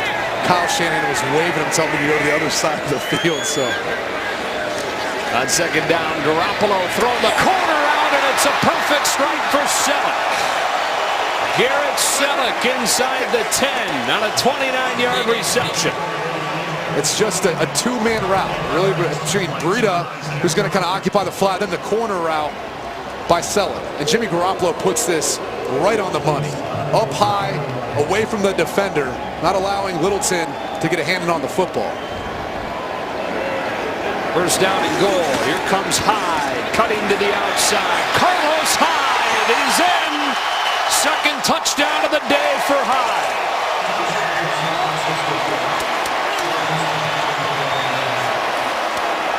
The 49ers have opened things up on the Rams here in Week 17. One of the things Carlos Hyde possesses and does so well is his patience. That's before that. He paused, he forced the defense to suck up, and he utilizes his speed to get to the edge and the outside for the touchdown.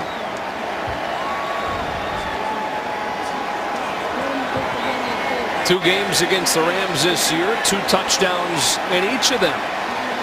The former Buckeye.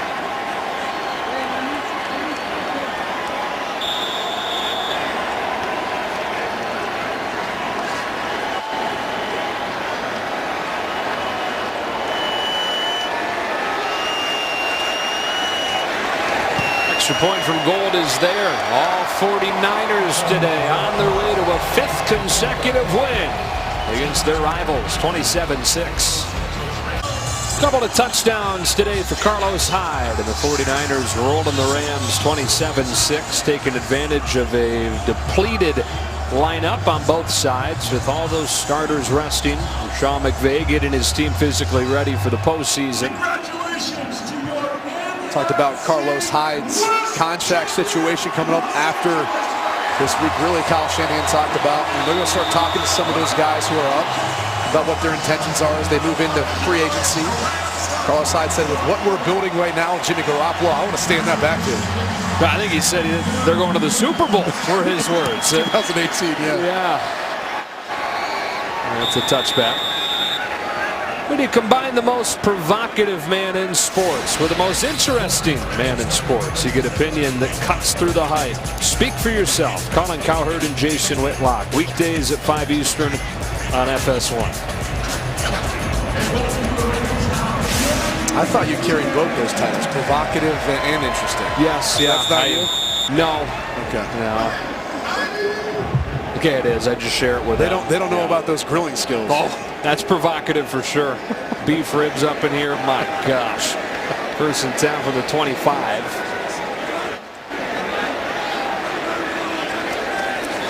Malcolm Brown. Blockers in front, stays on his feet and has his best run of the day to the 45. A 25-yard run for Brown, or 20-yard run for Brown. First down to the 45-yard line. We talked about earlier, those cornerbacks for San Francisco have to make tackles. This is why. This is how you attack that defense. They call it crack replace. You're going to put your tight ends or wide receivers to the outside. They're going to crack down on the edge, and you're going to pull your offensive linemen around to be able to get to the outside and be able to make hay in the running game.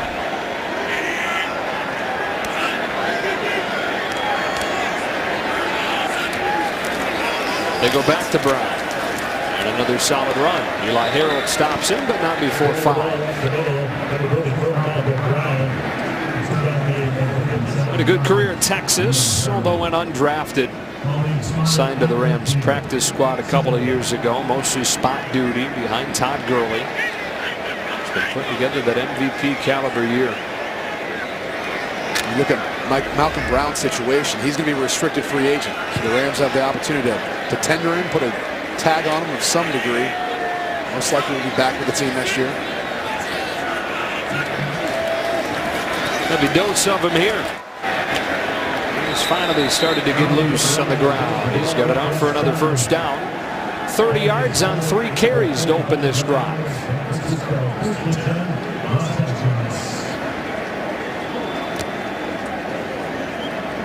At some point, though, if you're the Rams, you're going to take a shot. Sean Mannion's hit a couple so far today. I think they want to give an opportunity to Josh Reynolds. Could be the shot here. Instead, it's a screen. Brown can't hang on. Boy, there was a ton of room if that ball's on him and he hangs on to it. Eric Reed was the only man out there. And that, to me, has been the difference in this Rams offense for the running back position, in particular Todd Gurley. When you look at what he's done this year, It's the way Sean McVay's using him in the passing game, in particular the screen game. And they've got different ways of checking to those screens when typically he's in the game. And sometimes it's versus zone coverage, and sometimes it's when teams dial up those blitzes. They will check to a screen, to that side of that screen, to try to get Gurley out in space, where you were watching the game last week versus Tennessee. He's so tough to bring down. He said they were watching film of the Washington offense once Sean McVay was hired and started thinking, oh man, this could be fun. There's a flag down as that ball's tipped and incomplete, intended for Lance Dunbar. And once again, we've got Cassius Personal Marsh. foul, crashed in the face mask. Offense number 63. 15-yard penalty, second down. It's on Darrell Williams, the left tackle. Working on Cassius Marsh, and that's that speed off the edge. And I think you talked to General Manager John Lynch, he said we needed some of that. Watch as he works up the field. You're going to see the left hand of Darrell Williams clearly grabbing. See how his head's turned? Not allowing him to get back to Sean Mannion. But that's what they've been missing. You know, some of the speed off that edge. They've got a lot of the bigger bodies between Buckner, Mitchell, and Solomon Thomas to some degree. If they want to win that Super Bowl, like Carlos Hyde was talking about, you got to have the cover corners, you got to have the edge rushers nowadays. Second and a mile, back to Brown, and he's stopped. Elvis Dumervil. I mean, there's going to be that kind of hype, though, around the 49ers with the way they finished this season and with what they have in Garoppolo headed into next year. And I think if they get back healthy, we're going to see what they're capable of. First half of the season, defense wasn't playing as well. Second half, it's been a different story. You match that with Jimmy Garoppolo on this offense, potent combination.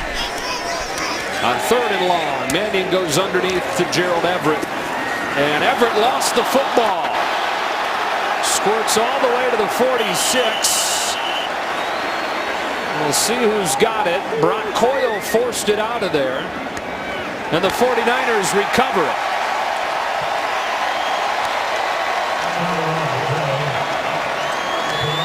I thought that was a Keller Witherspoon. It looked like when he flew up, he got a hand on the football, but it's Reuben Foster first causing Everett to kind of stop his feet, and there you see it. Yep. Keller Witherspoon ripping it out. The rookie who's playing wise beyond his years in the last few weeks. Understanding the importance of that football. One of four rookie starters in that group. Knocks it out and gives it back to the 49ers at the 47.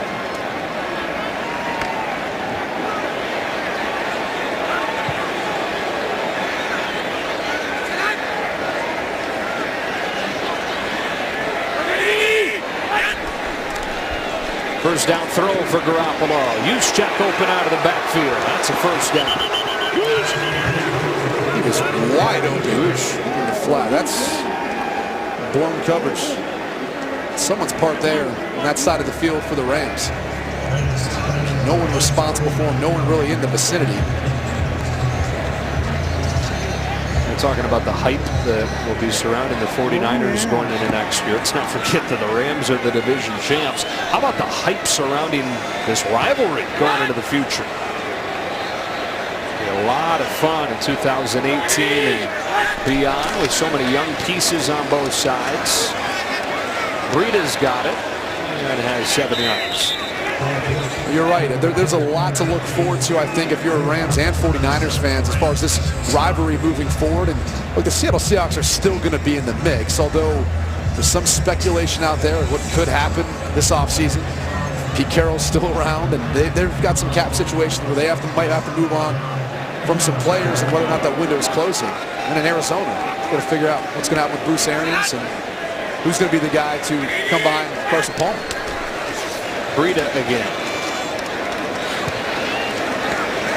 I think they spot him a little bit short. It'll be third down.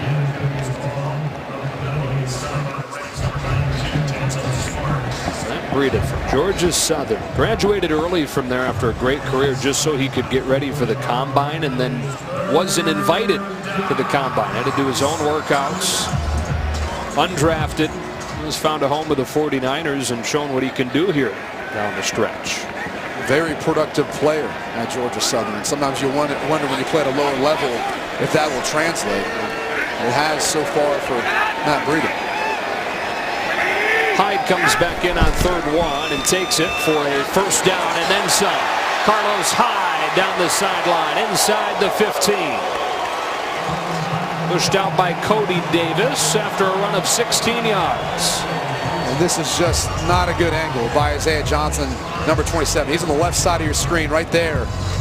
He gets too far upfield, and because of that, it allows a cutback lane for Carlos Hyde. Let's talk about setting an edge. Well, Isaiah Johnson was the player who was supposed to keep contained for the defense on the last play. Hyde's moved over 900 yards on the season. Still looking for that first career 1,000-yard campaign. Garoppolo with a deep drop into the flats for Juszczyk. Quickly cut down. The line of scrimmage by Nikel Roby-Coleman. 2nd and 10.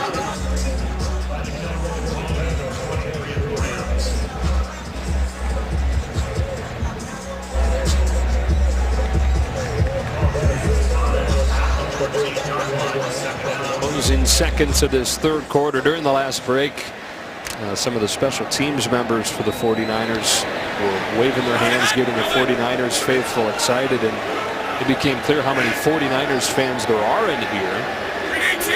Much of that far side of the stadium by their sideline is 49ers. Arena gets popped out of bounds by Isaiah Johnson. Totally redeemed himself in the last play. It's one thing, though, that you're seeing from this Rams defense. I know that they don't have all their starters in for the majority of downs, even though 3rd down they're making a wholesale substitution. But it's the way they're rounding to the football, the effort that they're giving right now. Yeah, the defense has not been as big of a problem as the offense. Non-existent without Goff, without Gurley. The list goes on. 49ers all over the Rams here in Week 17.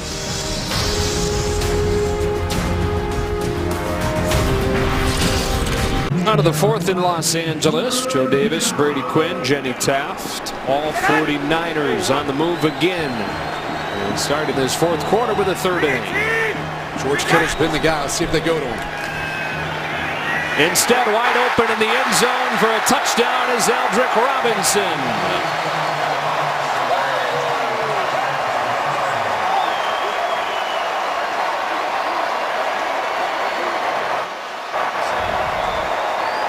The motion man. He comes across the screen, gets set, and then he really just works across the defense, and it's a great move. Working on number 23, Nikel Roby-Coleman. 2nd touchdown of the season. For the 5th-year man from SMU. Gold adds the extra point. 34-6. Take another break. Back to the Coliseum in a moment.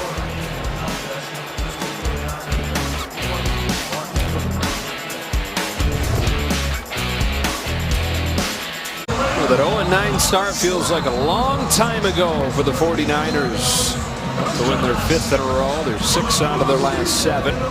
Aldrick Robinson in for the touchdown from Jimmy Garoppolo. Spread the ball around to 9 different receivers today.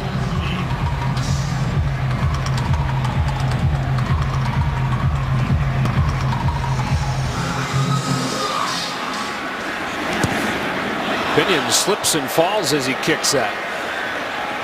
And so it's brought back by Derek Carrier from the Beloit College. You wouldn't know anything about that, would you? Way more than anybody should. Teammates, right? Uh-huh. There you go. Is he the only Beloit? Oh, for sure. He is. 1,500 kids at school. Okay. Represent D3. That's right. Going to use him more as the role of a fullback on this Rams offense. Plays tight end, but seems to get more of the duties, kind of lead blocking and to pave the way at times. Really smart guy. If football didn't work out, he was going to be some former doctor in the medical field. First down and 10. Tavon Austin with Carrier out in front. And Austin is a gain of 6 or 7. Given the Rams sitting some of their starting wide receivers, Sammy Watkins and Robert Woods, you knew that Tavon Austin would get a fair amount of touches. That's just a no-brainer. That's a way of getting him a touch without worrying about whether or not the quarterback reads the defense right and can find him in the passing game. An 8 second down and 2. Mannion Throws incomplete. Farrell Cooper tried to body catch it. K'Waun Williams the coverage, 3rd and short.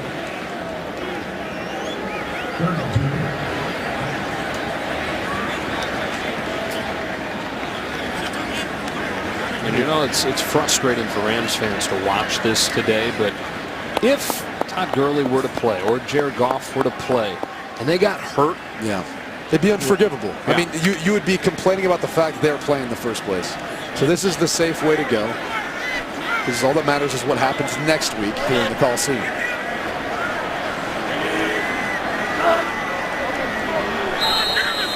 Solomon Thomas to jump off for Neutral the zone hard infraction. count. Defense number 94.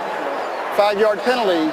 First down. Makes it a first down. That's twice now, and that's impressive, right? Because as a quarterback in your first start, you got this toolbox, and your cadence is one of those things. And you know, typically for a guy who's his first career start, you don't think about mixing up the cadence as much, try to draw the defense off sides. But that was a scenario where it's 3rd and short. You know you can possibly get a freebie. Sean Mannion was a good job.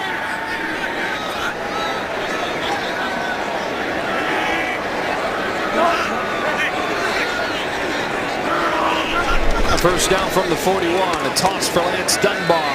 Can't get to the corner. Eric Reed pulled him down for a loss. Talked about it earlier. His contract up after the season. I got to tell you, it looked weird him not singing in a 49ers uniform. I know when you're a player and you have the opportunity to test the free agency market, you want to get paid top dollar. And as much as you feel like you'd like to come back to the team that drafted you, it's tough because it's a business decision. But he's been an incredibly versatile player for this defense. Played a little bit at will linebacker this year. Last year moved all around the secondary. A full-time starter all 5 years since the 49ers drafted him in the first round in 2013. Here's Dunbar again. Kind of wondered too if he factors in the fact that his brother plays for Stanford. You know, do you want to move away from San Francisco where you're close to Palo Alto? Does that factor into it? His little brother's got a bright future though. One more year, see a junior. Reed can always declare. It's true. You noted it before, you know, with Jaquiski Tart, Jimmy Ward, Adrian Colbert, the way they're playing. I know Tart and Ward are on IR right now, but we don't necessarily need to bring back Eric Reed. And maybe other spots to allocate those resources. That's a first down for Josh Reynolds, somebody they were really excited about watching today. He's got his first catch. We check in with Carissa for a game break. Big show. We go to Tampa Bay. Remember, a Saints win, and they win the NFC South. They're down 2017. Drew Brees finds Zach Line for this 3-yard score. They're up 24-20. Joe? The Buccaneers making them sweat, though. The news with Dirk Cutter coming back for the Tampa Bay Bucks. There was some speculation that maybe if John Gruden was interested, he would take over as head coach for the Bucks, but that's not going to be the case, at least for another year. Austin coming around the edge. And Austin dancing his way close to the 40. It's a gain of 5, pushed down by Brock Coyle. It'll be the Saints' first division title since 2011 if they can get it done. It finished the season for them with a 12-2 run. They make the Saints one of the hottest teams in football going into the playoffs. And I don't think any team wants to play the Saints only because of the two-headed rushing attack with Kamara as well as Ingram. Then you've got a future Hall of Famer quarterback in Brees, but that defense has improved as well. Got some edge rushers. The secondary is young, but playing at a high level. And there is a scenario where the Rams could play the Saints in the first round. Mannion sets up, has time to get through his progression, and delivers to Carrier for a first down. Carrier's first catch, and they actually mark him, it looks like, just short, so 3rd and inches. 7th catch of the year.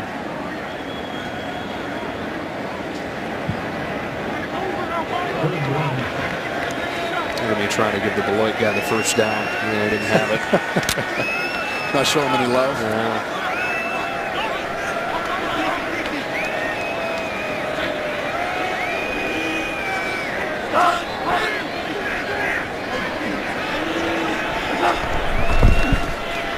Malcolm Brown. That's going to be close. And a good day for Cassius Marsh. It didn't help that their left guard, Austin Blythe, got beat right off the snap of the football. Marsh was able to get into the backfield to make this close. It looked like he had it. But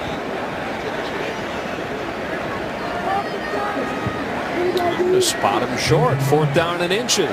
I was hoping we'd get maybe a measurement where they have to bring out the index card since that created such an uproar. That's no longer allowed. It didn't take long for that to officially get in the rule book. Can't do it. On 4th down and inches, they load things up and sneak it with Mannion to keep the drive going. 49ers have only stopped 2 4th downs in 12 tries against him this year. They really hadn't been much better on 3rd down this year either. That's one of the issues. Last in the league, the opponents converting on 4th down, 29th on 3rd down coming into today. It's been a little bit different story though, working against Sean Mannion and the Rams. Putting together a pretty good drive here against Robert Saleh's defense. This will be the 10th play. From the 35, Mannion boots. Has Carrier for the 2nd time in the drive.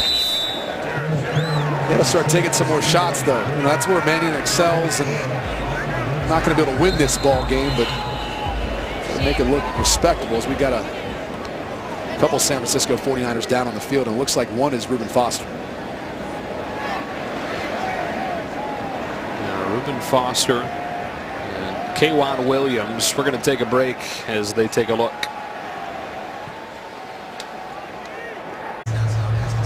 Happy New Year. 34-6 game here at the Coliseum. All 49ers in this one, although the Rams putting together their longest drives of the day. They'll have it 2nd and 3 against Kyle Shanahan's team.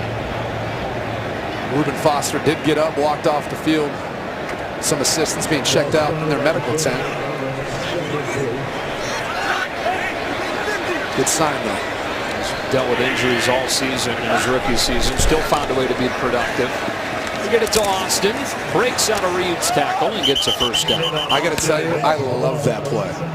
It's a pass. Yeah. I mean, look, and there's really nothing you can do wrong in that case, because if you push it forward and Tavon Austin doesn't catch it, it's incomplete. So it's really not much downside risk, and it helps improve your rating, your completion percentage, all that stuff. And you get it to a playmaker in space who can make you look good. So I always love that play. Win.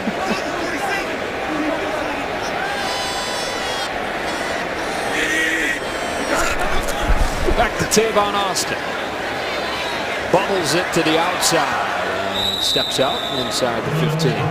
Couldn't tackle that guy in a phone booth. Oh, man. I mean, the way he moves once he gets outside on the edge. That's why they put in these design stretch plays, if you will, on the jet sweeps. Then it makes that motion that much more impactful anytime he's coming towards the quarterback. The quarterback's under center. There's some guys, when they touch it, no matter how much space they have, the whole stadium starts to get a little bit louder in anticipation of what might happen. Incomplete, looking for Dunbar, 3rd down. He's one of them. When you talk about this Rams offense and this big jump, as much as it's scheme and Sean McVay and Matt LaFleur, as well as Greg Olson, their offensive coordinator and quarterback coach respectively, I think you also got to attribute it to the pieces they brought in. General Manager Les Snead, the job he did, bringing in Sammy Watkins and Robert Woods, drafting Cooper Kupp, Gerald Everett, that's part of it. Then it's the offensive line additions. John Sullivan, their center, their left tackle, Andrew Whitworth. I mean, those guys have played phenomenal this year. I don't think they've gotten enough credit. No, and that was a big part of the issue, and the worst offense in the NFL last year was the offensive line. Jared Goff took a beating. That ball is caught, and a 1st down as Reynolds gets it. 1st and goal for the Rams. There's Andrew Whitworth. It's 12th year out of LSU, former with the Cincinnati Bengals. But he's playing at an extremely high level. Their center, John Sullivan, spent a year with the Washington Redskins. He came in and knew the system right away. Your old center at Notre Dame. Yeah, that is true. That is true. Big old Sully.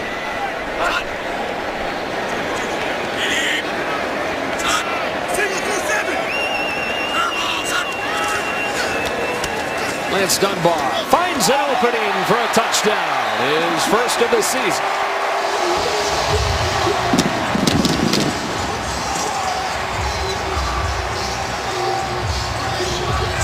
The sixth-year player out of North Texas. Watch as he presses the hole.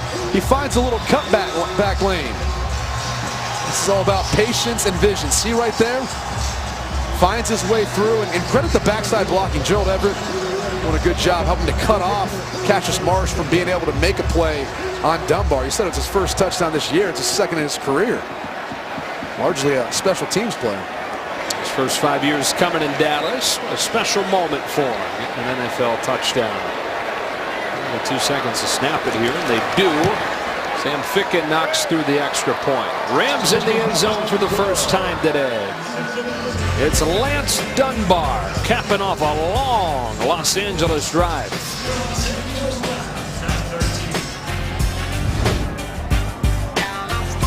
Lance Dunbar finishing off his 2017 with a touchdown run.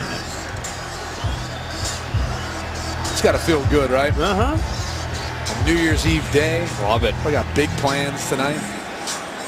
How about you? Radio. Yeah, airplane. Airplane. Yeah.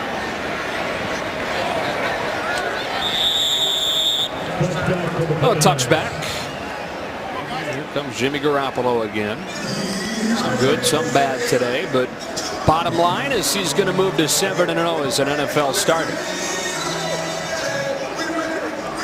And I think when you take into account what he's had to adjust to, a new offense, new verbiage, new place where he's living, I'm not even sure he feels completely settled outside of the facilities there in Santa Clara, California. But the chemistry is building not only with the offensive line, but everyone else. And all you hear is how humble he is, how much of a great teammate and a guy he is. Saying they can run it. They can run it towards that safety. They'll throw. And it's broken up by Cody Davis. That's intended for Kendrick Bourne, 2nd and 10. And that's some of those dummy calls. So you hear stuff like that where he's pointing out the safety because he's trying to make you think they're going to run it. So they run a little action that way and instead trying to run a little play action pass in and behind. Good job by Cody Davis to break it up. He's come back off IR. Started his career more as a special teams player. Now has really transitioned into an element there in the back end to kind of help out in that deep middle part of the field. First game in a couple of months for him, coming back from that thigh injury. Carlos Hyde crossing the 30. Carlos Hyde goes off the left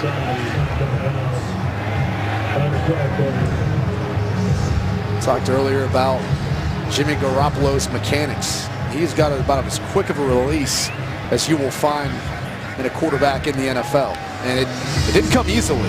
He actually looked back at his story when he grew up. He was a baseball player. He played shortstop, but he played pitcher as well. And the problem was that long windup as a pitcher. So he worked with former Bears quarterback Jeff Christensen down in the Chicago area to help speed up his motion. He's maintained his relationship with Jeff throughout the course of his career. Goes incomplete here, and it's 4th down. And he didn't even play quarterback until his junior year in high school. Coaches moved him from linebacker. They loved how good of an athlete he was, that baseball background you were talking about. It wasn't just baseball and football, though. He played basketball, played some soccer. And he's gone in short order into a really good NFL quarterback. And what was it? His best friend was quarterback, and he didn't want to transition because he didn't want to take his job. He's a thoughtful guy.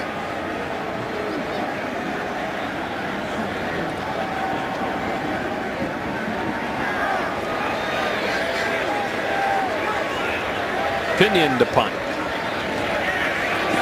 Almost blocked. Flag comes. Pinion gets hit as he sent that one off. And now Pharaoh Cooper dancing around and brought down.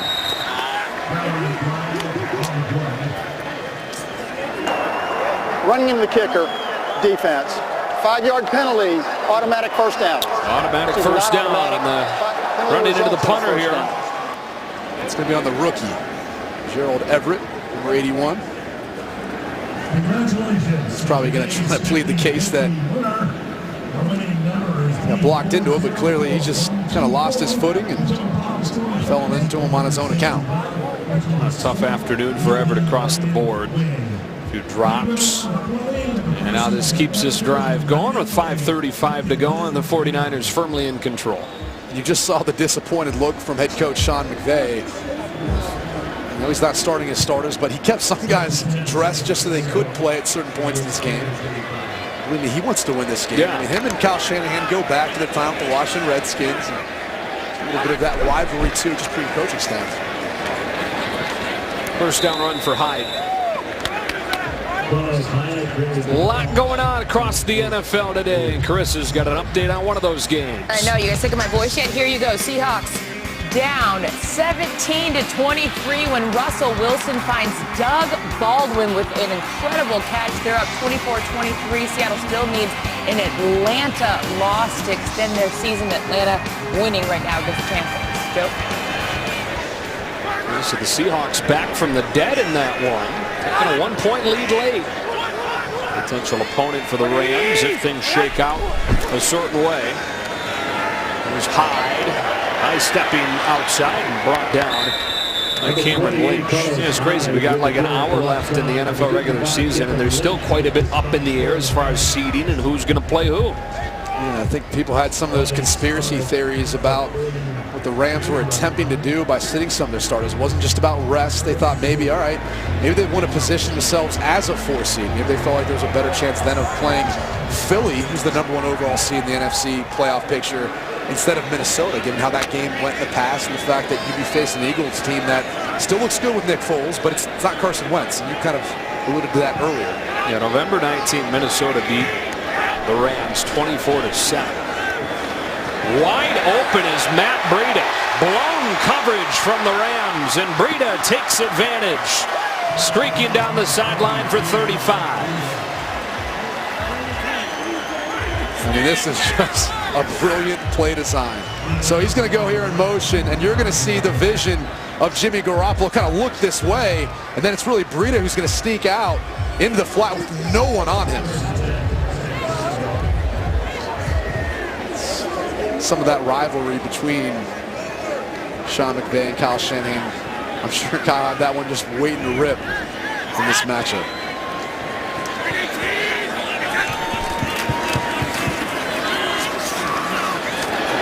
Nice run for Carlos Hyde. Well, the ball came out.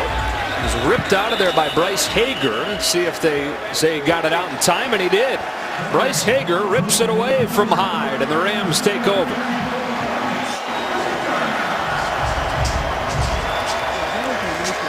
Let's take another look, and let's see, the ball just gets a little bit loose, and as Peterson wraps up Hyde, Bryce Hager with that heavy right hand to rip the football out. It's exactly what our defensive coordinator Wade Phillips teaches. First guy brings him down, the next guy comes in and goes after the football. And for running backs, that's the difficult part. As you're going to the ground, your first reaction is to brace yourself, brace your fall. It's a lot of times when the football ends up coming out. There's a good chance that that's Carlos Hyde's final touch of the season. That's going to be a fun one to take with him into the offseason. Brown with a short gain. Hello again, game break time, Carissa. Thanks, Joe. Get you an update here on the AFC. So the Bills need a win and a Ravens loss to make the playoffs for the first time since 1999. Tyrod Taylor hands it off to defensive tackle Kyle Williams there for the score. The Bills leading this one 22-9. Ravens currently down 4 to Cincinnati. Joe? A drought, Carissa mentioned, matches the longest since the merger in 1970. Bills trying to snap it. A disappointing season for the Dolphins. After winning 10 games last season, this year just not being able to follow it back up. Brown again. Third down.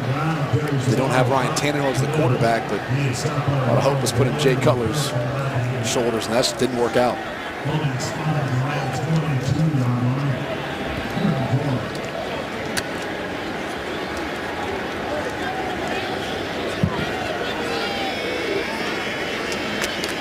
For Sean Mannion, hasn't been the worst outing. I think there's been some good, some bad. Overall, his first career start did some good things. And I'm not sure, and you don't know when he's going to play again.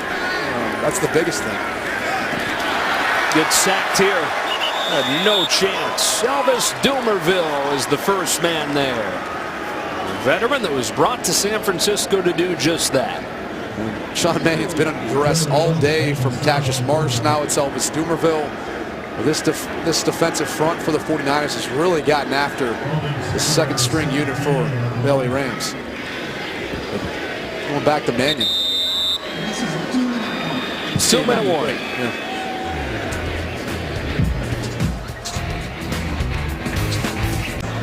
Just about set to wrap things up on this regular season. It's been a good one for the Rams.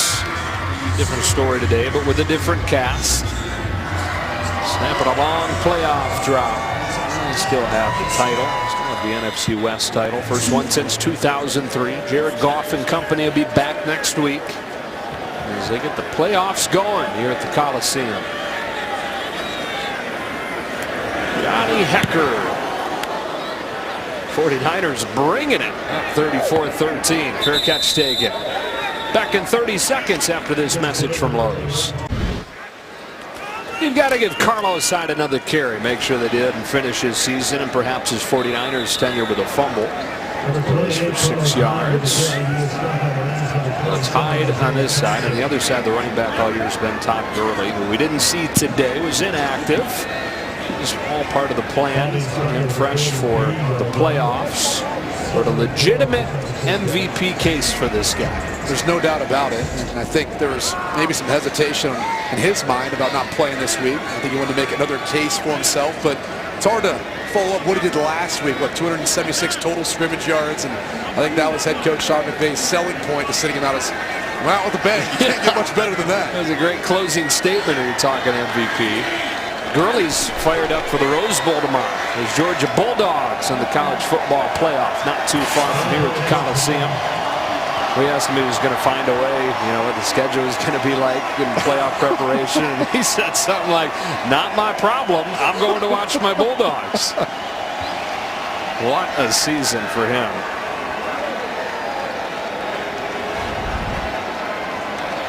Todd looks cold.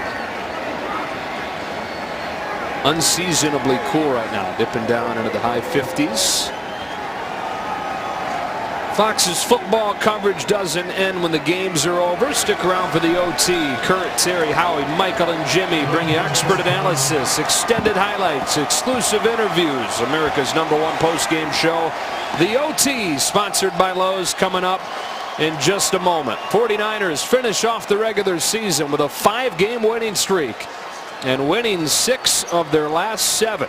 And the Rams finish the regular season with the defeat. Still division champs. Now turn their attention to the playoffs. So take a break. Back to the Coliseum to wrap it up in a moment.